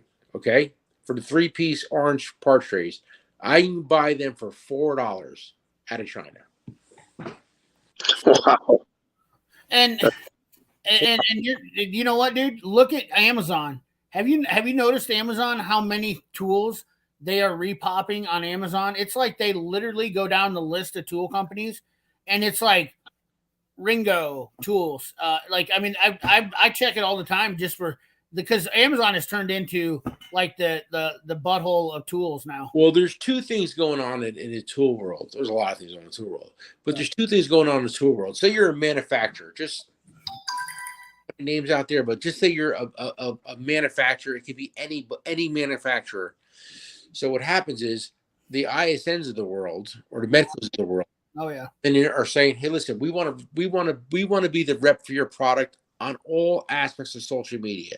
So they want to sell on Amazon. Now Amazon's coming in, he's going to that same company and being like, listen, we want your tool sold direct to us in blue, and we want to sell it. We want to be the exclusive person with it on Amazon. So there's a lot going on in the tool business. Like when you think of the tool business, you think of Snap-on, Matco, Cornwell. They're nothing. They're just a name. Oh, absolutely. Behind that is a manufacturer who has that product. And that product they want to sell to Snap-on or Cornwell or Matco. They want to sell it on Amazon. Now Amazon wants to buy it direct from them and sell it themselves. There is so much going on in the tool industry. It's very, very, very hard to compete and keep up on any level. And that's why people say, I want to get in the tool business. Like, trust me, you don't want to get into it. It's the worst business in the world, especially now to get in. Oh, yeah. Because everybody is selling everything to everybody, You know how many people I've had ask me about getting into the tool business and what truck to go with? And, I literally am like, every time I'm like, dude, first of all, the one I wouldn't go with is Matco. Because they're not competitive enough. And like, I would be afraid if I was a Matco dealer. It's funny. I talk about this all the time. As I'm independent, as we all know. And if you put a gun to my head, load it, pull the hammer back and said, you got to pick a franchise to go with. Okay. It would be so hard to make that decision. Right. And at the end of the day, I would, and listen, I would, let me jump in here real quick. Who I would pick would be Snap-on. And the only reason why I would go with Snap-on is because they're very protective of their brand. Right. Yeah. That said, they're one of the hardest companies to work for because you have to do everything right. Right. They send you thousands of dollars in inventory and say, they don't ask you if you want it. They say, sell it. Yes. They ask you, and that's the one thing like people don't understand. Those Snap-on dealers, a lot of them, if they're making money as a Snap-on dealer, that's great. But a lot of them go out of business in less than 6 months because they bury them with inventory, new trucks. Nobody believes when I say this, but I always say, if you look at Snap-on in the grand scheme of things, 10% of the guys are successful. 10%. Right. Everybody's like, oh, you're wrong. I'm not wrong. 10% are making money. Okay. The rest of them, you can break it down. 20% are probably like breaking even, making a few bucks, surviving, and just getting along. The rest of them are sucking wind. It's a tough business, man. It's just a tough Tough business. Your Yeah. startup price is How many sales have you had? your startup price. What do you think about this? To comment, your startup price is $10K and back plus other fees for Snap-on. That might be your food bill, but for the first week when you're done with starting up with Snap, I can tell you when I started my Mac truck, I was $50K in the hole before I even got through 30 days. Listen, and that was cheap.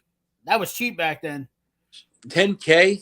Yeah, that's like your food bill, dude. Your hotel bill when you go to training. That's like the first 2 weeks of Snap-on is $10K. Okay. Well, I mean, what I was saying is how much it costs. Like people don't realize how much it costs to get into being a tool truck dealer. If you want to get into being a tool truck dealer right now, I'm guessing it's somewhere between $100,000 and $140,000. Well, I mean, like people ask me this all the time. Like, I'm getting ready to park my truck. I'm just about done, But I mean, like, sell your route. How do you sell a route? My tool truck is, I mean, if you buy my tool truck, it's $168,000. Right. My tool truck is probably worth conservatively right now $70,000. Okay. Right. But you got money on the street too. Hang on, let me finish, CP. You're jumping ahead. My tool truck's worth $70,000, right? My tool truck is packed with inventory, loaded. I have to have $100,000 in my tool truck. Conservatively, I will give you a tour Monday morning if you need. Yeah. That's $170, right? Right. So now, how much do I have in the street? $150, $160 in the street. Right. Wow. We're close to $300,000 in the street, right? It's more expensive to buy somebody's route than it is to start a new one. Yes. So you say, who the fuck would give me $300,000? Now you give me $300,000 for a route, I'm breaking even. Okay. Yeah. So I'm not making any money. I'm breaking even. But that guy is going to walk into a route in his first year in business. He's going to make $120,000, $150,000 a year if he does everything right. But my theory is nobody's going to spend that money. So me, I'll collect all my money on my truck. I'll sell my inventory and go off into the Netherlands. You got an outlet to sell your inventory, so that's really good because I'm not worried. I mean, listen, I'm not selling my truck. I'm not selling where I'm selling my inventory. I just want to collect my money in the streets. I mean, Nick, let's talk about the good thing about a tool truck, because this is the one thing that I absolutely miss about the tool truck, and that's seeing the guys every day. I love my guys, man. I love my guys. It's funny, listen, I'm 56. I'm a little older than both of you guys. I'm a little crankier than most of you guys. And lately, I've gotten to it, this funk where if I don't walk into a shop and I'm happy to see you, you're not happy to see me, why are we doing this? So my theory is, let's wrap this up, collect my money, and I'll move on to another. I'll drop a stop or pick up another. But I'm just done with routes are very stressful. It is. And people yeah, the money's great. Trust me. But I have a beautiful store. I can sit on my couch, right, videos, and post deals, right, and make the same money. Right. I agree. There's no doubt about it. The best way to go is to have a store. But like you were saying, I got sidetracked. But there's some customers that I fucking love. Right. And and this one, I'll tell you a quick story. One of my customers, Sandro, is a Brazilian guy. I've known him for 18 years. And he's like, Nick, he goes, the Snap-on guy, this guy's name is Alex. He's out of gas. He's like, Alex says you're retiring. Is that true?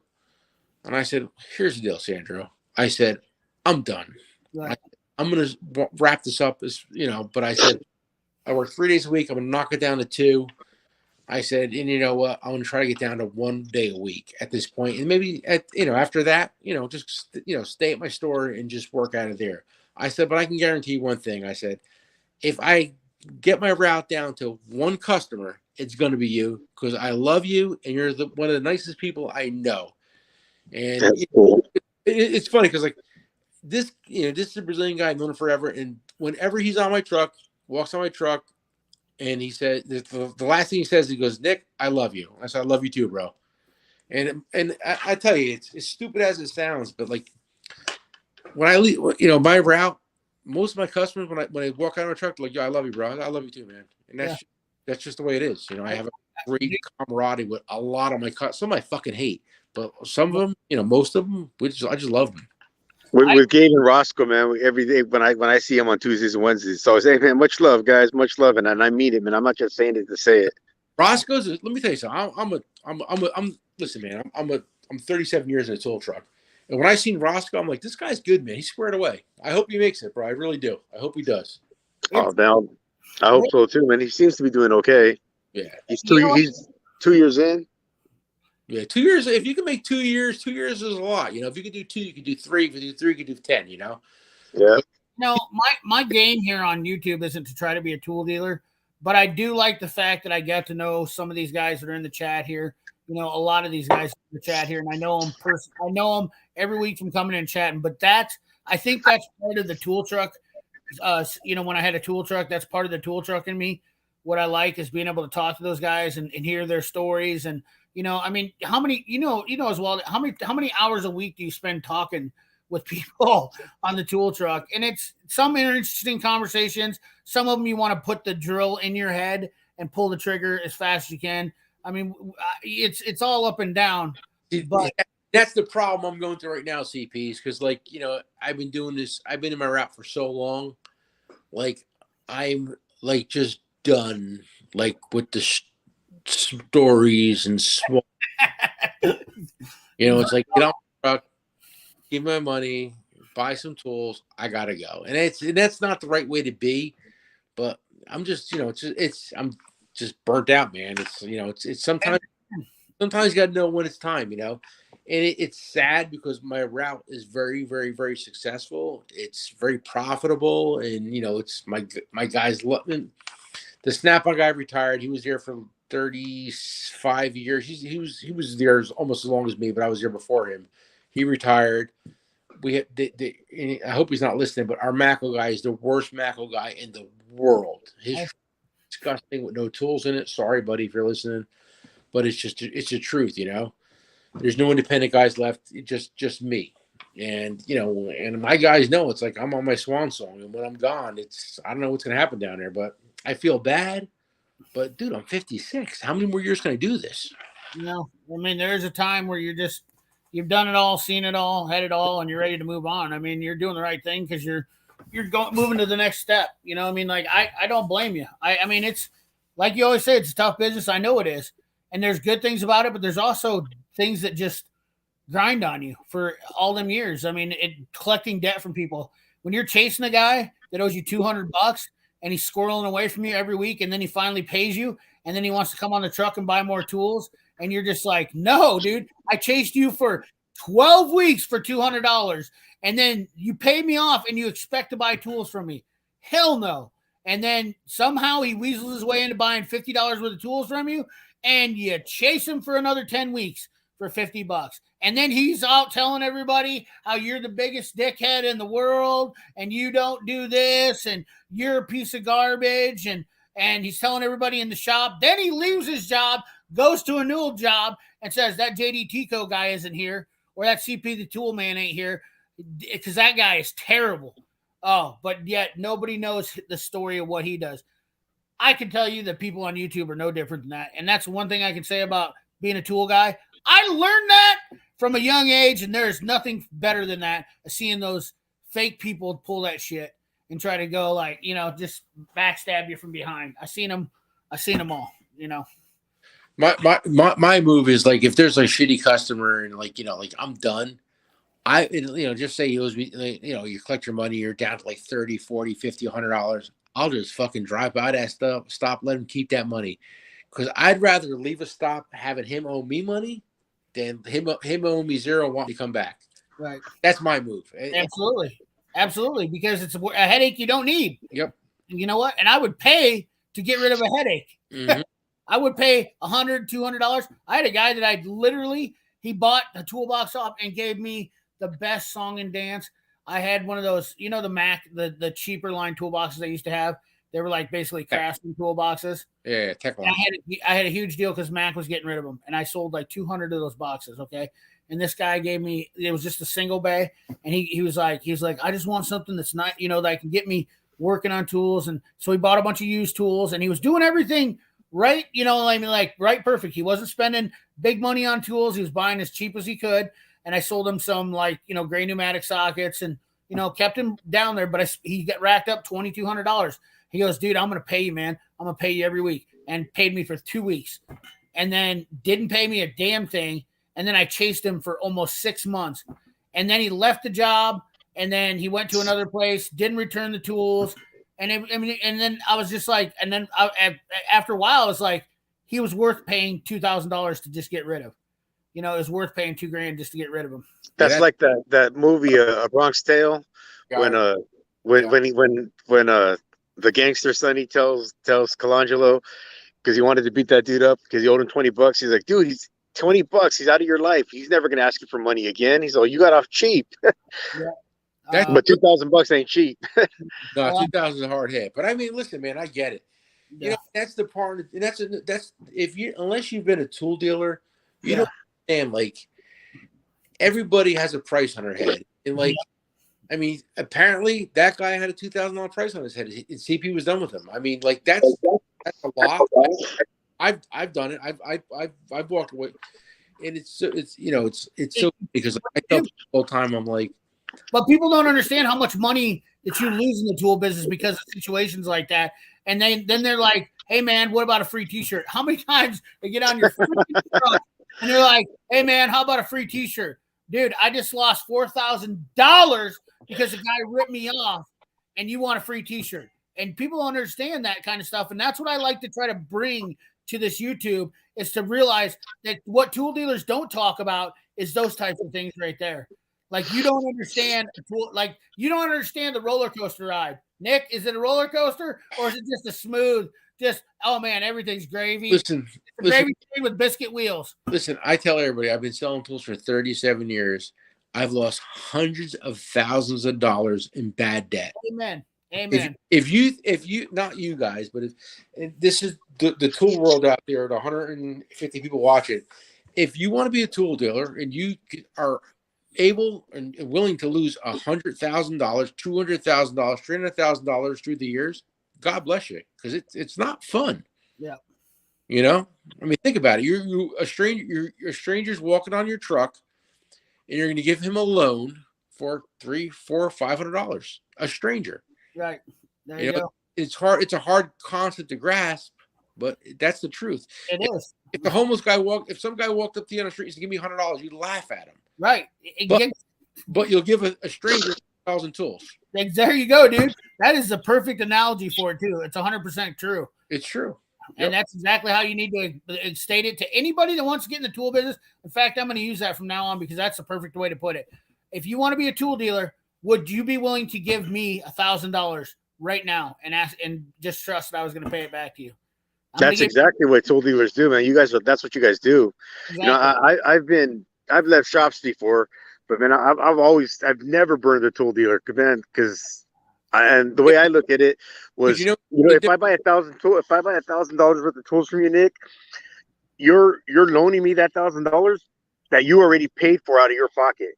You're loaning money to me that you already paid for, so you're out twice. You paid for it, now you're loaning it out. So I'm like, man, this is how he's got to make his money, and if he's gonna trust me to buy tools from him, I'm gonna make sure.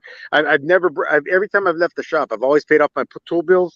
One time my bill was so high that I told the guy, hey man, I'm just gonna keep making my payments, but I'll just call you for the payment.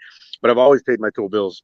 But Jude, here's the deal. I'm a tool dealer and I keep on saying 37 years at this point, but that's the number. I could smell a deadbeat a mile away. Okay.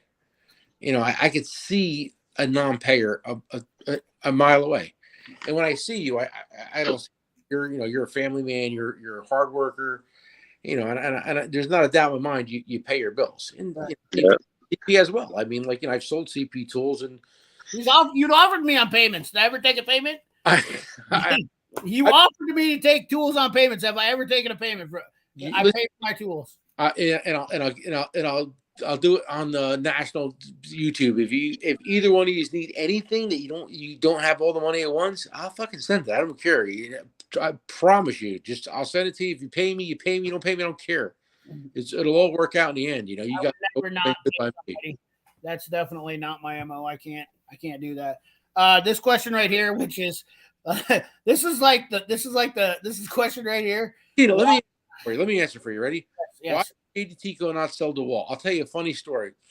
JD Tico started out on Facebook about 12 years ago selling tools. All he sold was DeWalt. Okay? Then we started selling Milwaukee. We cannot give DeWalt away. I have a DeWalt set sitting on my shelf, and nobody wants to buy it. Matter of fact, I'm going to put it on my Facebook page, best offer, and we'll see what happens. Nobody buys DeWalt. I can't sell it. I wish I could. No, what do you think about that, Jude? Do you think anybody buys DeWalt? Man, I can show you my garage lineup. All I got, half my cordless, half my power tools with DeWalt. There's DeWalt. DeWalt's got a following, man. It's funny because I have well, I guess my Mac tools are actually DeWalt as well, but I've got DeWalt Mac Snap-on power tools. I have a corded skill saw, or skill drill. I don't own any Milwaukee tools. The only Milwaukee tool I have is that little utility knife. That's the only thing I own that's Milwaukee's. A utility knife. No, nothing. DP, get him off the feet.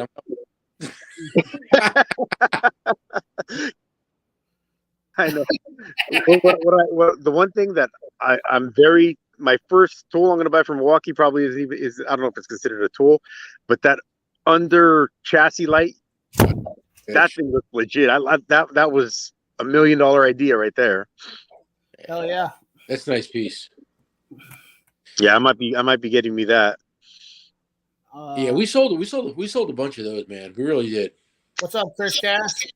Hey, Chris Cass, what's up, man? You're talking about wormholes. You can go in a wormhole watching him talk about Japanese tools, man. For sure.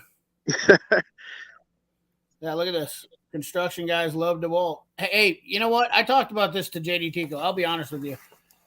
I've said this to Nick. I call you JD Tico. I've told this to Nick. The honest to God's truth is that the biggest buyers of tools are not mechanics. The thing about it is that they're usually the first and the hardest on tools. And I think that's why they usually get first crack at some of the, well, and of course, different stuff. Like your construction tools are definitely going to go to construction guys. I mean, like big hammer drills and shit like that. Those are not going to mechanics. But your biggest sales of tools are going to DIY guys. There's 10 of them to one of us. And that's where the money's at. And that's why Home Depots and the Lowe's, that's what they make money off of. You're probably wrong. It's not 10 to 1. It's probably 100 to 1. Yeah, probably 100 to 1. You're right, because there's only 70,000 mechanics listed as legit mechanics in the United States. Mm-hmm. And almost none of them are on YouTube. Yeah. but I mean,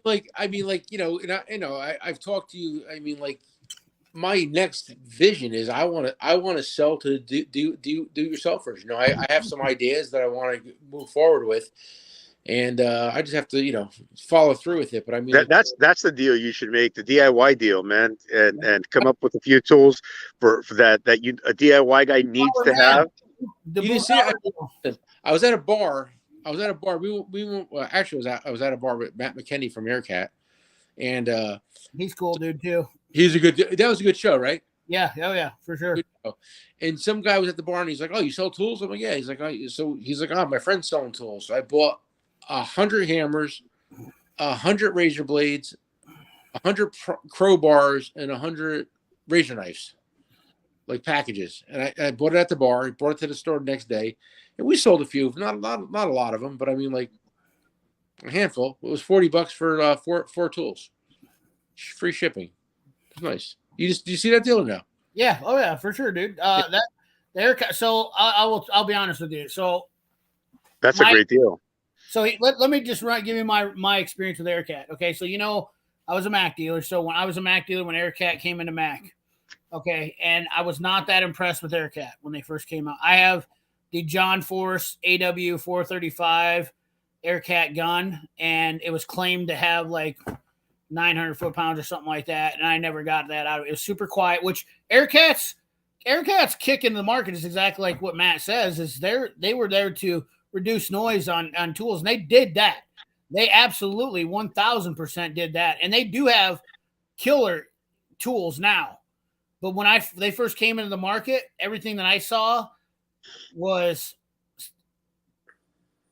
regulated down too far. Well, let me say something to you. Okay. I think the early Aircat stuff was the best tools ever made. Really? I do. Bulletproof. Stuff now is bad, but I think it's good. Well, early stuff was bulletproof. I do have an Aircat drill, an early Aircat drill, and it's badass. Mm-hmm. My 1/2-inch Aircat drill, and it is amazing, and it is super quiet. Like you can barely hear it run. Yeah, they're early. I think the early stuff, the what the fuck was it? The 1150s, the 1250s. I think were some of the best tools made. The 1295, they had a bad run with them things. That's a whole nother kettle of fish. Yeah.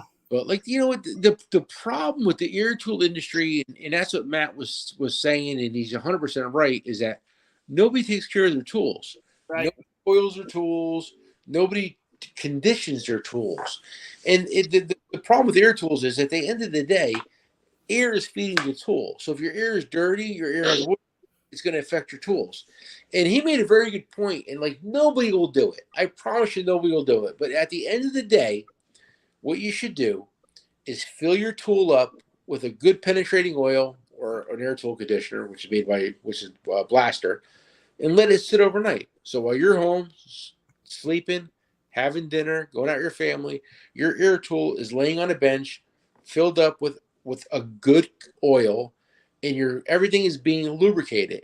And when you come back in the next day, over the weekend, it's going to blow all that oil out, and all your veins and your motor is going to be lubricated, and nobody will ever do that.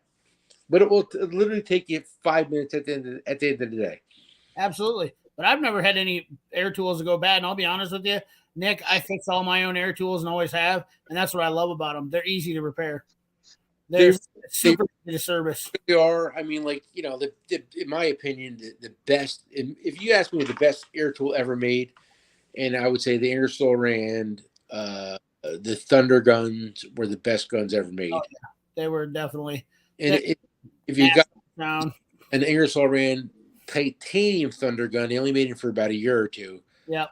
That's the best gun ever made. And that if you have one, besides the O-ring and the spring and the trigger wearing out or rusting out, it'll last forever. So do you ever remember this gun? Do you ever remember seeing this gun? It looks like an 1150 to me. Yeah, it's an Aircat. 100%. Yeah. They made them for. Is that filled with oil inside or no? The housing? Yeah. No, that's got grease in it. Okay, because they made the 1150s were oil filled, and then the 1250 wasn't. Okay, yeah, it's. You don't like that? It doesn't get that much power. Like you said, my Ingersoll, my Thunder gun had more power than it, and this was supposed to have like almost twice this power. And that's so basically, and the only reason I got this is because I got it from Tool Fair at Mac Tools I won it. Mm-hmm. So I kept it for myself. So, I mean, I ain't got nothing into it, but it's like, why would I get rid of it if I got it for free? Because it was kind of a collector, but nonetheless, it is what it is. I like the drill I had was amazing. The stubby impacts when they came out, dude, those things are crazy insane. Oh yeah, you're right. Those were they changed the market. They were the most innovative gun on the market for hands down. Listen, I'm going to answer a question. Fishing Montana says, my boss puts ATF in zero tools. What's your thoughts on that?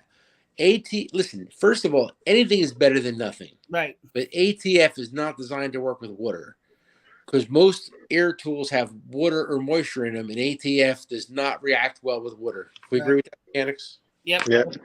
Yep. Yeah, I've fielded that before to somebody because I'm like, that's the problem with air tools that the ATF beads up and it pushes away, and the water gets in between it and causes friction. Yeah. It causes heat and friction in there. So, but I have not. I mean, I've oiled my air tools with air tool oil and done like Blaster and always used the right shit. And that's why I can say I've never had any problems. Like I've never even lost a die grinder. Well, I lost an impact and I fixed it, but I just put new vanes in it. I mean, they're super simple to fix. People, Nick, I'm not even going to lie to you. When I was a tool dealer, Nick, I made an extra $300 to $500 a week fixing air tools. Granted, it's extra time and extra work, but I could go home and I could literally knock out like 20 air tools and fix them and return them to guys. And you know how much they charged you. And then you had to send it in. By the time I boxed the shit up, sent it in, waited for it to come back, unboxed it, it took me as much time as it did to fix the tools. Like air hammers, impacts, all that stuff. I did it. And then I also charged the guys $20 less. And I fixed Snap-on shit. I fixed Matco shit. I fixed it all, you know, and just undercut everybody's price. So yeah. I still do it. A lot. I mean, back in the day, a lot. I mean, I remember a lot of guys doing that. I used to fix a few things, but you know, it's you know, one guy used to be like, "Hey, this is my grocery money. I'd spend a couple hours in the basement, and you know, he made a couple extra bucks. You know." Yep. There you go. That's how I. That's how I am. Actually, there's a guy on YouTube that he showed his tool cart. He's a body guy, and he made a rack where his air tool set on it, and they all set pointing up. And at the end of every night, he would pour air tool oil in them. He'd just go along and just dump them in like that. Was one of the smartest setups I've seen. Yeah, that's what Matt McKegney was saying. He's like, you know, if guys would do that, you know, it would change. Yep. It would change that issue, you know. Yeah, absolutely. And like as far as cordless tools go, I mean, Milwaukee has a warranty, and I think they're out of their fucking minds. I mean, like, you know, they're 5 years. As long as it ain't wet, they'll warranty it for you. All right, now you're on my subject here. Let's go. This is what I love. Okay, now I want you to disagree with me on this because this is what I love to say on this. And so let's say Harbor Freight has a parachute and it's got a lifetime warranty. And Snap-on's got a parachute, and it's got a lifetime warranty. Which one's better? Which one are you jumping with?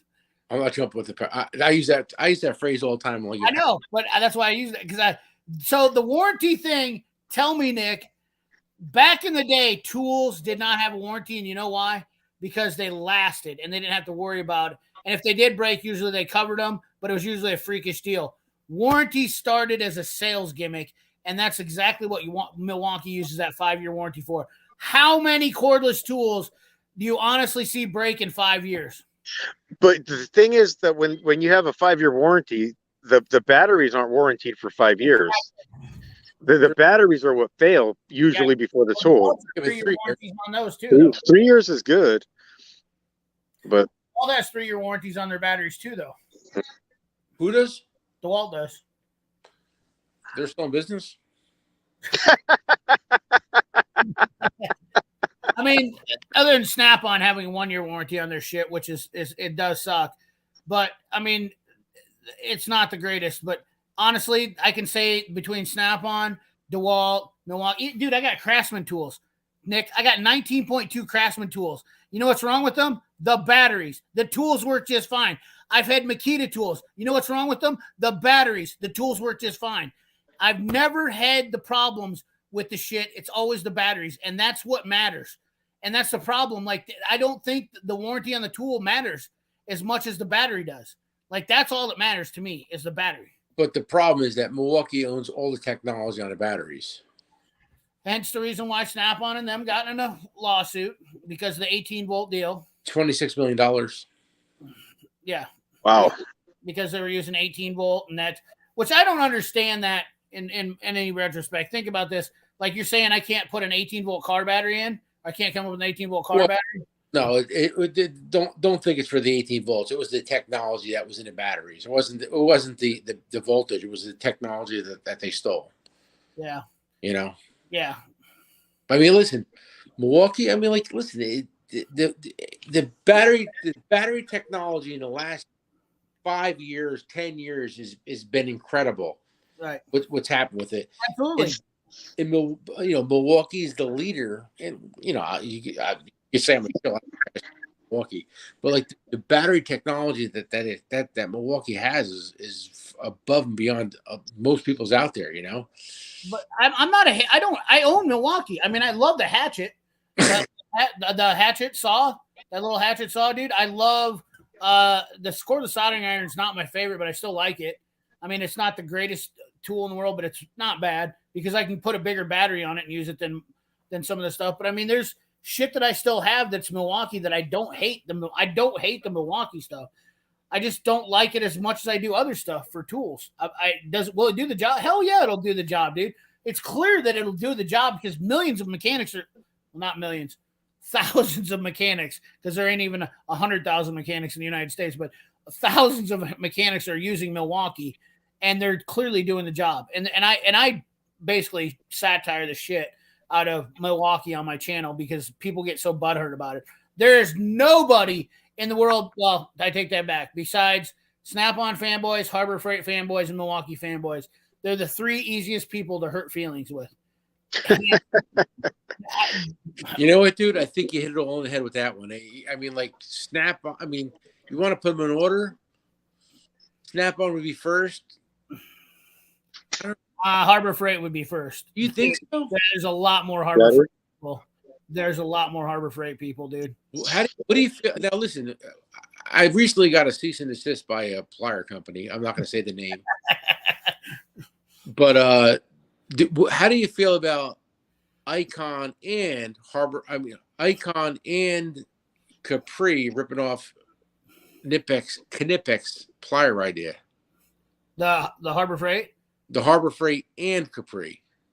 Well, Capris aren't the same, though. That's the thing about it. Capri didn't, dude, come on. You've seen my video. They don't look the same. It's the same fucking tool. It's the same design, but it's not the same tool. They did things different with it. Icons, dude, the Icons look identical, only cheaper than the Knipex. They did a direct copy. And that's my problem with that shit right there is why are these companies doing direct copies? And that's Harbor Freight 101 right there. And I got the cease and desist. Could you imagine? Yeah, it doesn't make any sense to me. Okay.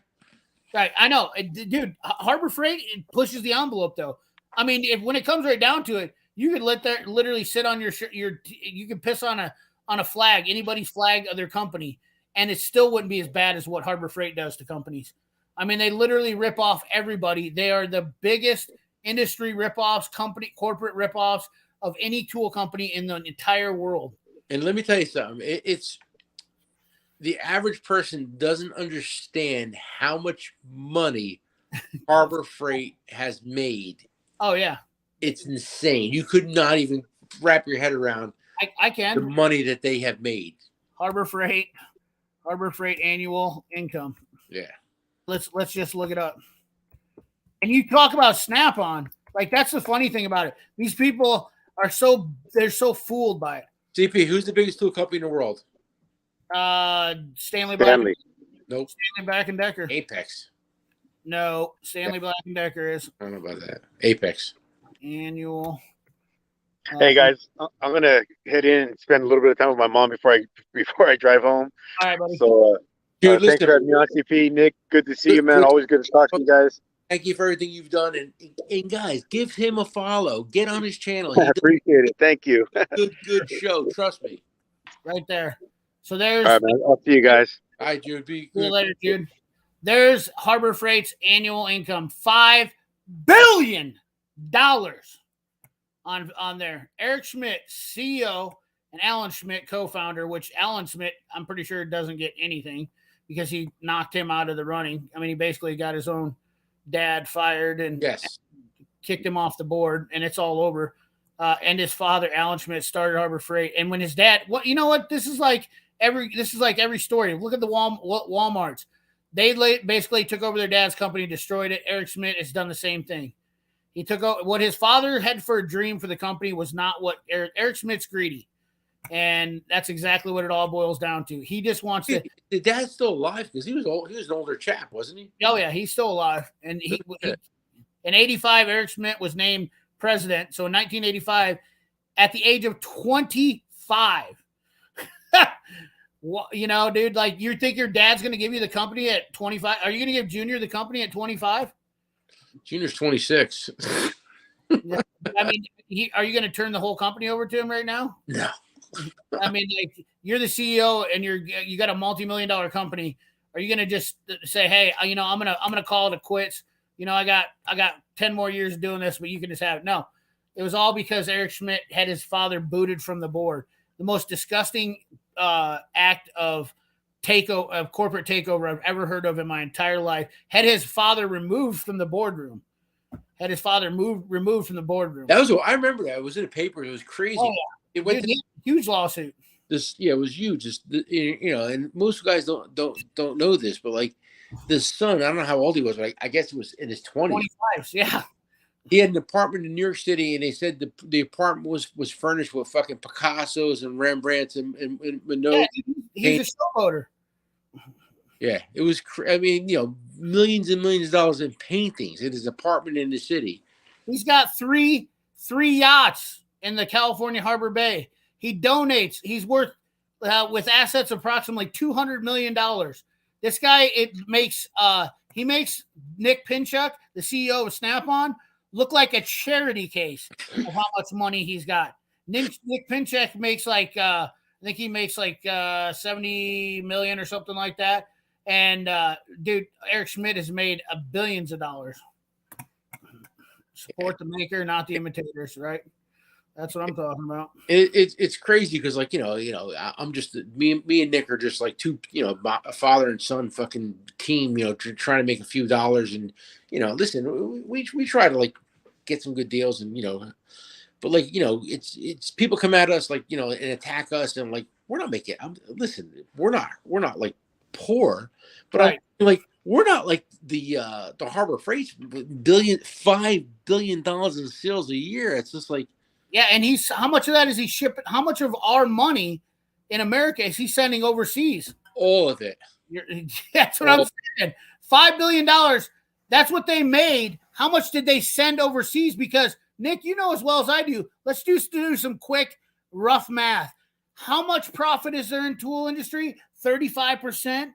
Okay, so we're talking $5 billion profit. That means he sent $15 billion to China at least. Wow. And people want to tell me that I'm a jackass for liking Snap-on or USA made tools. Are you freaking kidding me? And look at it. Here's Snap-on's revenue right here. $4.1 billion in revenue that they dumped back into the U.S. economy. They have people that are employed there. I mean, so 4.1, let's say, for instance, that they had $10 billion into the industry. And they put back $10 billion. They put $10 billion, or let's say $5 billion, into the industry or into the American economy. Well, and I should be fair because I know what the Harbor Freight guys are going to say. $15 billion overseas. What about the people that employed, the 24,000? I know. 24,000 people times $1 an hour, basically, that they paid them. So they gave back 124,000 to the employees of Harbor Freight. Good on them. Amen. That makes perfectly good sense. The trucking companies, there's a little bit of overlap there, but yeah. So it's blood money. Yeah, it is 100% blood money, and blood money. They're just burning the economy down. How much money? Let's just talk about your business, because I know for a fact that JD Tico is supporting your local economy in Jersey better than Harbor Freight supports its American economy. And just like you said, people are supporting this clown over a small business guy when at least 50% of your revenue is going back into the local economy in here. It's we touched on it before, but we probably have at this point 75, 80 part numbers that are our part numbers alone, and believe it or not, a lot of that is USA made product. I mean, our boots are all made in United States, and I think we have 30 different impact boots. It's our tool holders they're made in Ohio. I mean, let me tell you, the price of steel is through the roof. Right. Through the roof. It is tripled since we first started getting them tool racks made till today. I just did another order of 200 pieces. The price of steel has tripled. It's insane. Our cleaning product is made in New Jersey. Our tool detail, you did a video on it. Our hand cleaner is made in New Jersey. We love selling American made products. The problem is it's not that easy to get a lot of stuff. But you're doing the best you can. You're actually making an effort to, and that's just it.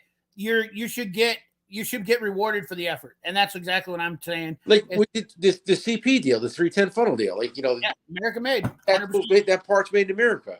Yep. our goal was to buy American-made funnels, and we bought everyone we can get our hands on. I And mean, 20% of your products are American made. yeah, I mean, like, and I it's I want them to all be American made, but it's almost impossible, man. And you can't get mad at me for that. It's the politicians that did all this, off stuff. It's not me, it's not you. They did it. Right. We're just paying the price of it. Yep, I agree. And God forbid if there's ever a war with China, we're done, because it's going to affect. Let me tell you something. This whole thing that's going on in Ukraine, and I hate talking politics, but I'm going to do it because. No, you're fine. But like this whole thing that's going on in Ukraine is it is what it is, and that's going to affect oil prices because Russia, this and that. We all know that. But like if it gets crazy and somebody starts hitting buttons, there's going to be a problem. It's not going to matter where your tools are made because nobody's going to buy them. You're not going to have a job to go to Monday morning. I can assure you. It's over. It's over, guys, for a few years.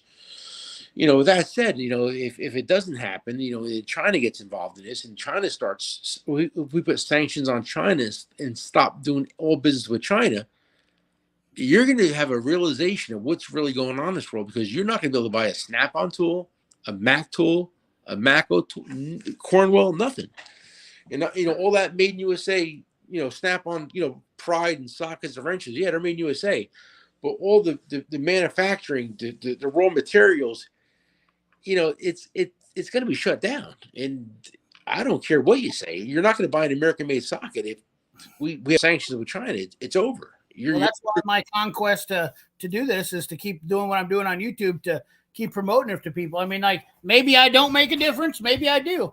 Maybe I make 10,000 people understand the difference, and it makes a movement. I mean, like, that's my whole motivation behind this on YouTube, is to bring awareness to people, to let them know, like, we got to start taking care of ourselves and our people. Yeah. Start taking care of our local tool guys. We got to start taking care of our small businessmen. We have to start doing it. We have to. Like we could Snap-on, because we're on a tool channel talking about tools. So you can substitute the name Snap-on for General Motors, okay? Right. Or Ford. Yeah. Doesn't matter. Right. So you're telling me if we have a big fallout with China and they stop producing, they stop sending us all materials, raw materials or computer chips, whatever. Do you think Ford's going to make another car? No. GM? No, they've already proved that they're shut down. I mean, there's no cars for 2022, right? Nick Jr. waited 2.5. Well, I guess it's like 2 years and 3 months for his new Bronco. Okay. Right. And he just got it in, and it's a 2000. What year is it? We're in 2022. His Bronco's a 2020. Yep. Could you imagine? So that means that his car was built. Right. It was sitting somewhere without a computer chip of some sort in it. Right. But his car has been sitting for somewhere in a lot for 2 years. Absolutely. Because it's 2022. His car's a brand new car, 2020. So what does that tell you? Yeah, it's 100% truth. Dude, I am 100% on board with you on everything. I'm here to, like, really, like, tool trucks need to stay around. I mean, like, I understand you want to do business, but like I say buy from everybody, and I'm pretty good at spreading my money around to people. And you know what? I could be saving money, but I still do it because I feel obligated to help people out, and it's not like anybody's asking me to do it. I just feel like helping out my fellow man. CP, I don't know what it is about me, but that's the way it is. CP, where are the new Autel scanners made? Where's Autel scanners made? Oh, they're made in China. Nope. Where they're made? Vietnam. Oh, Vietnam, yeah. They switched. Yeah. Because they were stealing all their technology. Yeah. Well, go ahead. So so they moved production to Vietnam now. There's so many freaking people, so many new deals. There's X-Tool, Top Don. What else is there? Think Diag. There's so many new tool companies or diagnostic guys out now. Ridiculous amounts of them that have popped up because Autel left China. I'm guessing that's why. And these guys all stayed there, and they're just starting to make their own tools now. They're just going crazy. It's crazy how many tool companies are out there now, and like but it's all basically the same thing. It's just new color on the handle, new name on a thing. I mean, like the Tectons in the world and the Capri world, the muscle tools in the world, or it's at the end of the day, we'll see where the smoke clears, but We got to get rid of the people that are causing the problem first. That's really where it I mean, starts. I've been Ever been to Hanyo? It's a beautiful place, Jamie says. Vietnam. Hanyo, Vietnam. Oh no, Hanoi, no, I haven't. But I've been on a quest. I'm trying to find a manufacturer, American-made pick sets to bring in with our name on this and that, right? Right. And this is, and listen, again, Pain in the ass. I know nothing, but like Tecton has USA made USA picks, right? They're Wildy. So what's that? Well, Wildy Tools builds them. They're made in USA? Yeah, they're Wildy. Yeah. The whole thing, you think? Oh yeah. No. Yeah. Oh, that Wildy Tools. First of all, they can't stamp USA on anything if it ain't made in USA. If they are, they're taking a legal. They're going to be taking a legal bath if they get caught. Because I mean that they don't mess around with that shit. They hose you for that. I know that for a fact from several big guys that have been down that rabbit hole of ass pounding. Like you don't mess around with that. Like if you put USA made on it and there's like 1 millimeter of something that's not USA made, but Wildy Tools I'm sure is probably making Tecton's picks for them because Tecton doesn't have. I mean their manufacturing facility is not that big, and they just announced they've got 20% of their stuff that's. I just was reading an article that they've got 20% of their tools that are made in the America now, but they still all their pliers that they're doing those are Wildies. Their screwdrivers. What the hell is this? Not their screw. Yeah, is there screwdrivers? There might be Pratt and Reed, and they're putting their handles on them. Hard to say with that shit. I don't know where they're getting their chrome handles from. I get, I dealt with them in the past, Wild, but I got to get back into mix with them. With Tecton? Well, Wild, yeah, they're good people. I mean, they got a good brand. It's funny what you were just saying about just putting USA on it. I was with the Wild guys a couple months ago, and they were talking about we're talking about where things are made, and it's funny because Lyle makes a lot of their stuff in the U.S. A lot of it, right? But they'll have a big kit, and there'll be 30 pieces in a kit, right? And 2 pieces will be will be made overseas, and they won't put made in USA on it. No, and they won't even put made in the USA with global components. No, nope. They won't even do that. And people think that it's made in China. So their electrical kit, I know that their pliers they make in house, and they get some of their other connectors and stuff like that are made in house, and they get a couple of their relays, and the kit says made in China on it, but it's actually made in the USA. Their fan clutch kit, pneumatic fan clutch kit. The only thing that's not made in USA is the end that hooks onto the fan blade because they didn't have the tooling to make it. So they put the whole thing made in China.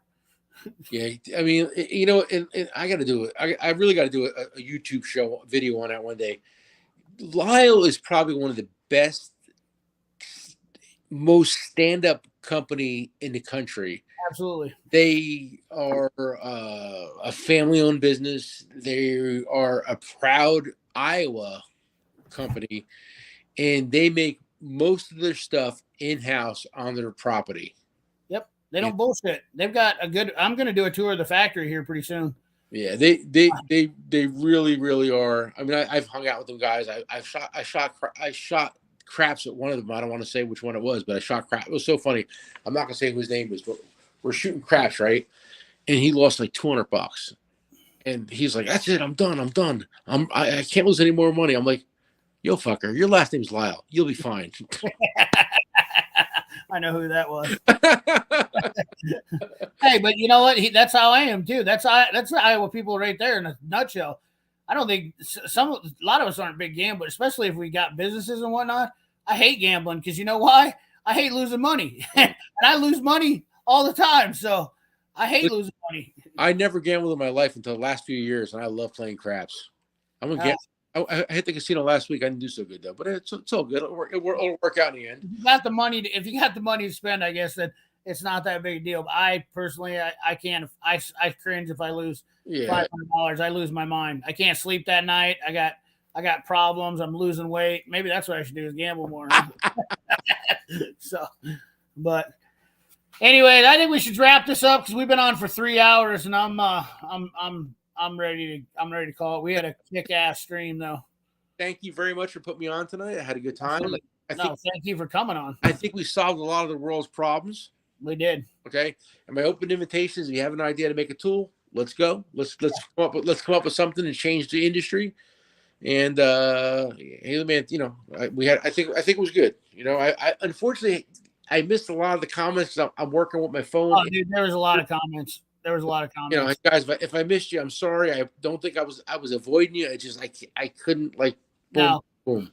I'm the same way, dude. It's hard. These guys. There's 146 people in here still right now, and they obviously loved watching us on here. I mean, everybody. And we bring the heat when it comes to YouTube stuff. So yeah, I think like I said, I think we did good, and we'll do it again. Right. We'll come out swinging, and we'll. Hey, there was no bullshit in here. We told the truth. I mean, that's the beautiful part. And everybody that watches this stream, when you get through it, if you make it to this part, man, you should be more knowledgeable for it when you get done. And everybody is saying it's a damn good stream. I mean, everybody loved it tonight. Look at that rage in your like this guy is like, you need to have like a number one customer thing, like just start doing like that. Like I remember I used to do that on my tool truck. It was kind of fun. You got a lot of shit in you got a lot of shit to do, and I don't want to add more to your plate, but I mean, like there is just listen. You know what? It's funny because like we have like Raging Cajun. He's I don't know I'm bad with names. Nick Jr. would know his name and his address. Trust me. But like Raging Cajun is a regular, and Robles is a regular, and they buy a lot of tools from us. They're always, they do their YouTube channels and shit. We have a good relationship with them, and we have a lot of. And you too, you're a good customer, JD Tico. You buy tools from us. Jude buys tools. You guys all buy tools from us. We have a good following, and we appreciate it. We thank you guys for being here. You've helped me out, and I definitely appreciate it. And like I said, I'm loyal. I'm the type of guy who's loyal. When somebody treats me good, I respect that, and I don't take that for granted. A lot of guys in here, that's why I think they've been on my channel for a long time. They've done good things for me. They've super chatted me. They've said nice things constantly on my videos, and I reward that with my loyalty. And that's your channel is growing fast. You definitely got the pedal smashed, man. You're doing good. I mean, that's awesome. I'll be broke at this rate in no time. Yeah. My tax accountant says you got to stop buying tools, CP. It's not doing the YouTube revenue versus how much you're spending is not adding up. It's negative all the time. Listen to me. It's funny because like you get TikTok gives you money, YouTube gives you money, but it's not money. I mean, like dinner. I mean, I spent more on dinner tonight than what YouTube's. People think you make $1 billion though. No. Listen, man. You know what? At the end of the day, you have to sell tools, fix cars. YouTube, TikTok. And cut lawns on the side to make a living these days because we're all blue collar. Right. Everybody that's watching this feed is a blue collar worker, like you, like me. There's 100 and some odd people in here. There was 200 people damn near, and every one of them, I guarantee you, we're some sort of blue collar supporter and worker and whatnot. Yeah. Both you Nicks. Yeah, that's the truth. Listen, I'm a high school drop. I always tell the story. I'm a high school dropout. Hey, you need to get Nick on the JD Tico TV more. You got to get him on there talking more somehow. Get him on doing the videos more with you. Stay tuned. Yeah. People love. I mean, Nick's a great guy. I mean, he is. He just. I think people, when they get to know him better, they're going to understand that he's a big part of your businness, and you're lucky. They're lucky to have a kid like that. It's so funny because like we had we get a lot of when you're on my level, which is low level, and like I try to give guys deals and lower prices. They don't like that. So my theory is, why does corporate America want me to charge more money to the hardworking guy out there? Why can't I sell it for what I want to sell it for? If I'm going to buy something for $5, and if I want to sell it for $6, why do I have to sell it for $10? Why? Right. You know, and we get in trouble all the time for that. Or if I want to change a color if I want to change the color of a pair of pliers handles, why does it matter? Right. And you know, and like me, I'm like, fuck them people. And Nick's like, slow down. He's that. Deep breath. Think about this for 1 second. And he broke it down. I don't want to say what he compared it to, because you know, there's a lot going on in the tool industry today. And he's like, think about it. And I'm like, okay, you're right. Nick's always the voice of reason. Me, not so much. Right. Well, you know? That's good to have the yin and yang, though. Yeah, you know, he's definitely he's you know, listen to me. There's no way I would be as far as I am without him, and he would say the same thing. Nick is very well compensated. He's you know, he runs the whole show. I tell everyone all the time, I work for Nick. I'm just a pretty face talking, but Nick runs the show. You know? Yeah. It was so fun. I'll tell you, I know we got to go. We're all going to go. But Nick bought a Bronco and he put a pack out in the back and we put some tools in it. So we're sitting there having breakfast. On Friday, we go to breakfast, you know. So he's like, oh, yeah. He goes, I want to put a 3/8 ratchet in my pack out, but I feel guilty taking it. How much should I pay for it? I'm like, what? Hey, those are good problems to have. You know what I mean? Like, but it's so funny because my nephew Phil, I don't know if you ever met him. He's you know, he lives with me. He's my nephew. You know, he's like my son. Talk about him, yeah. Yeah, it like he's a union electrician. He'll walk in my store. He'll take anything. He'll get a box, put an impact in it, batteries. He won't even say, "Uncle Nick, I took this." It's just gone. And Nick's like, how much should I pay for this ratchet? I'm like, bro, really? He feels like, are you serious? Just take the fucking thing. He's like, well, that's a lot of money. I'm like, Nick, just take it. Why are we talking about this? But yeah, that's a true story, man. That was this morning's conversation over breakfast. I'm like, dude, just take what you want. Nobody's gonna question. You guys need to start videoing your daily lives as just vlogging your daily lives. I guarantee you that is solid content between what's going on, like. And you know, I mean, like, don't get me wrong, I like the other videos, but I think it's time to change it up for JD Tico. Well, there's two things. I've been wanting to do that, put a camera in the corner and just let it roll all day. Yeah, just edit out the shit. But and I think that would be awesome because I mean, like, we have like, you know, 3 or 4 employees there, and everybody's out of their minds. It's a shit show to watch. It's funny, but like the only problem I'd have with that is a lot of stuff we do is proprietary, right? Because people don't understand, what we do, all the money is made in shipping, right? And if everybody's seen how you did that, it wouldn't be good. Well, they'd want to take some of it. Yeah. So that's the only bad part about it is like if you watched everything we did and you seen how we ship stuff, that's where the money's made. And I'm going to leave it at that. Right. You know? Well, guys, I think we should cut her here because EP, I don't know what else we can do tonight to help anybody else out. I mean, like the war, we solved the import situation, and I mean, what else is there? I mean, we'll cure cancer the next time around. Yeah. All right, TP. God bless you. I had fun. We'll do it again, a couple weeks, whatever. I don't want to wear these guys out, but I think we did good tonight. I agree. Was that vodka in there, or was that water? Water, buddy. Oh, right on. Well, guys, there you go, man. That's the show. And dude, out of nowhere, JD Tico says, I want to come on. We sent him a link. We banged out a hell of a stream, and everybody was here. And I thank all you guys as always, man. You guys were awesome. And listen, guys, give Power Stroke give a follow, man. He works hard. Absolutely. Me and CP, trust me, he's on there all the time. Give him a follow. Dude, I mean, I shout his name out all the time, say his name on my videos. I mean, he's one of my good friends, and I can't say enough good things about him. I do. I think he's a good guy, man. Absolutely, dude. He's 100% solid. solid as a rock, dude. He's a great guy. So Give him a follow. Give him a follow. He's worth it. All right, guys. Right from the East Coast, CP, thanks. I appreciate it. And if you need something, I'm here for you. Any ideas? Let's talk. Okay? right on. Thanks, buddy.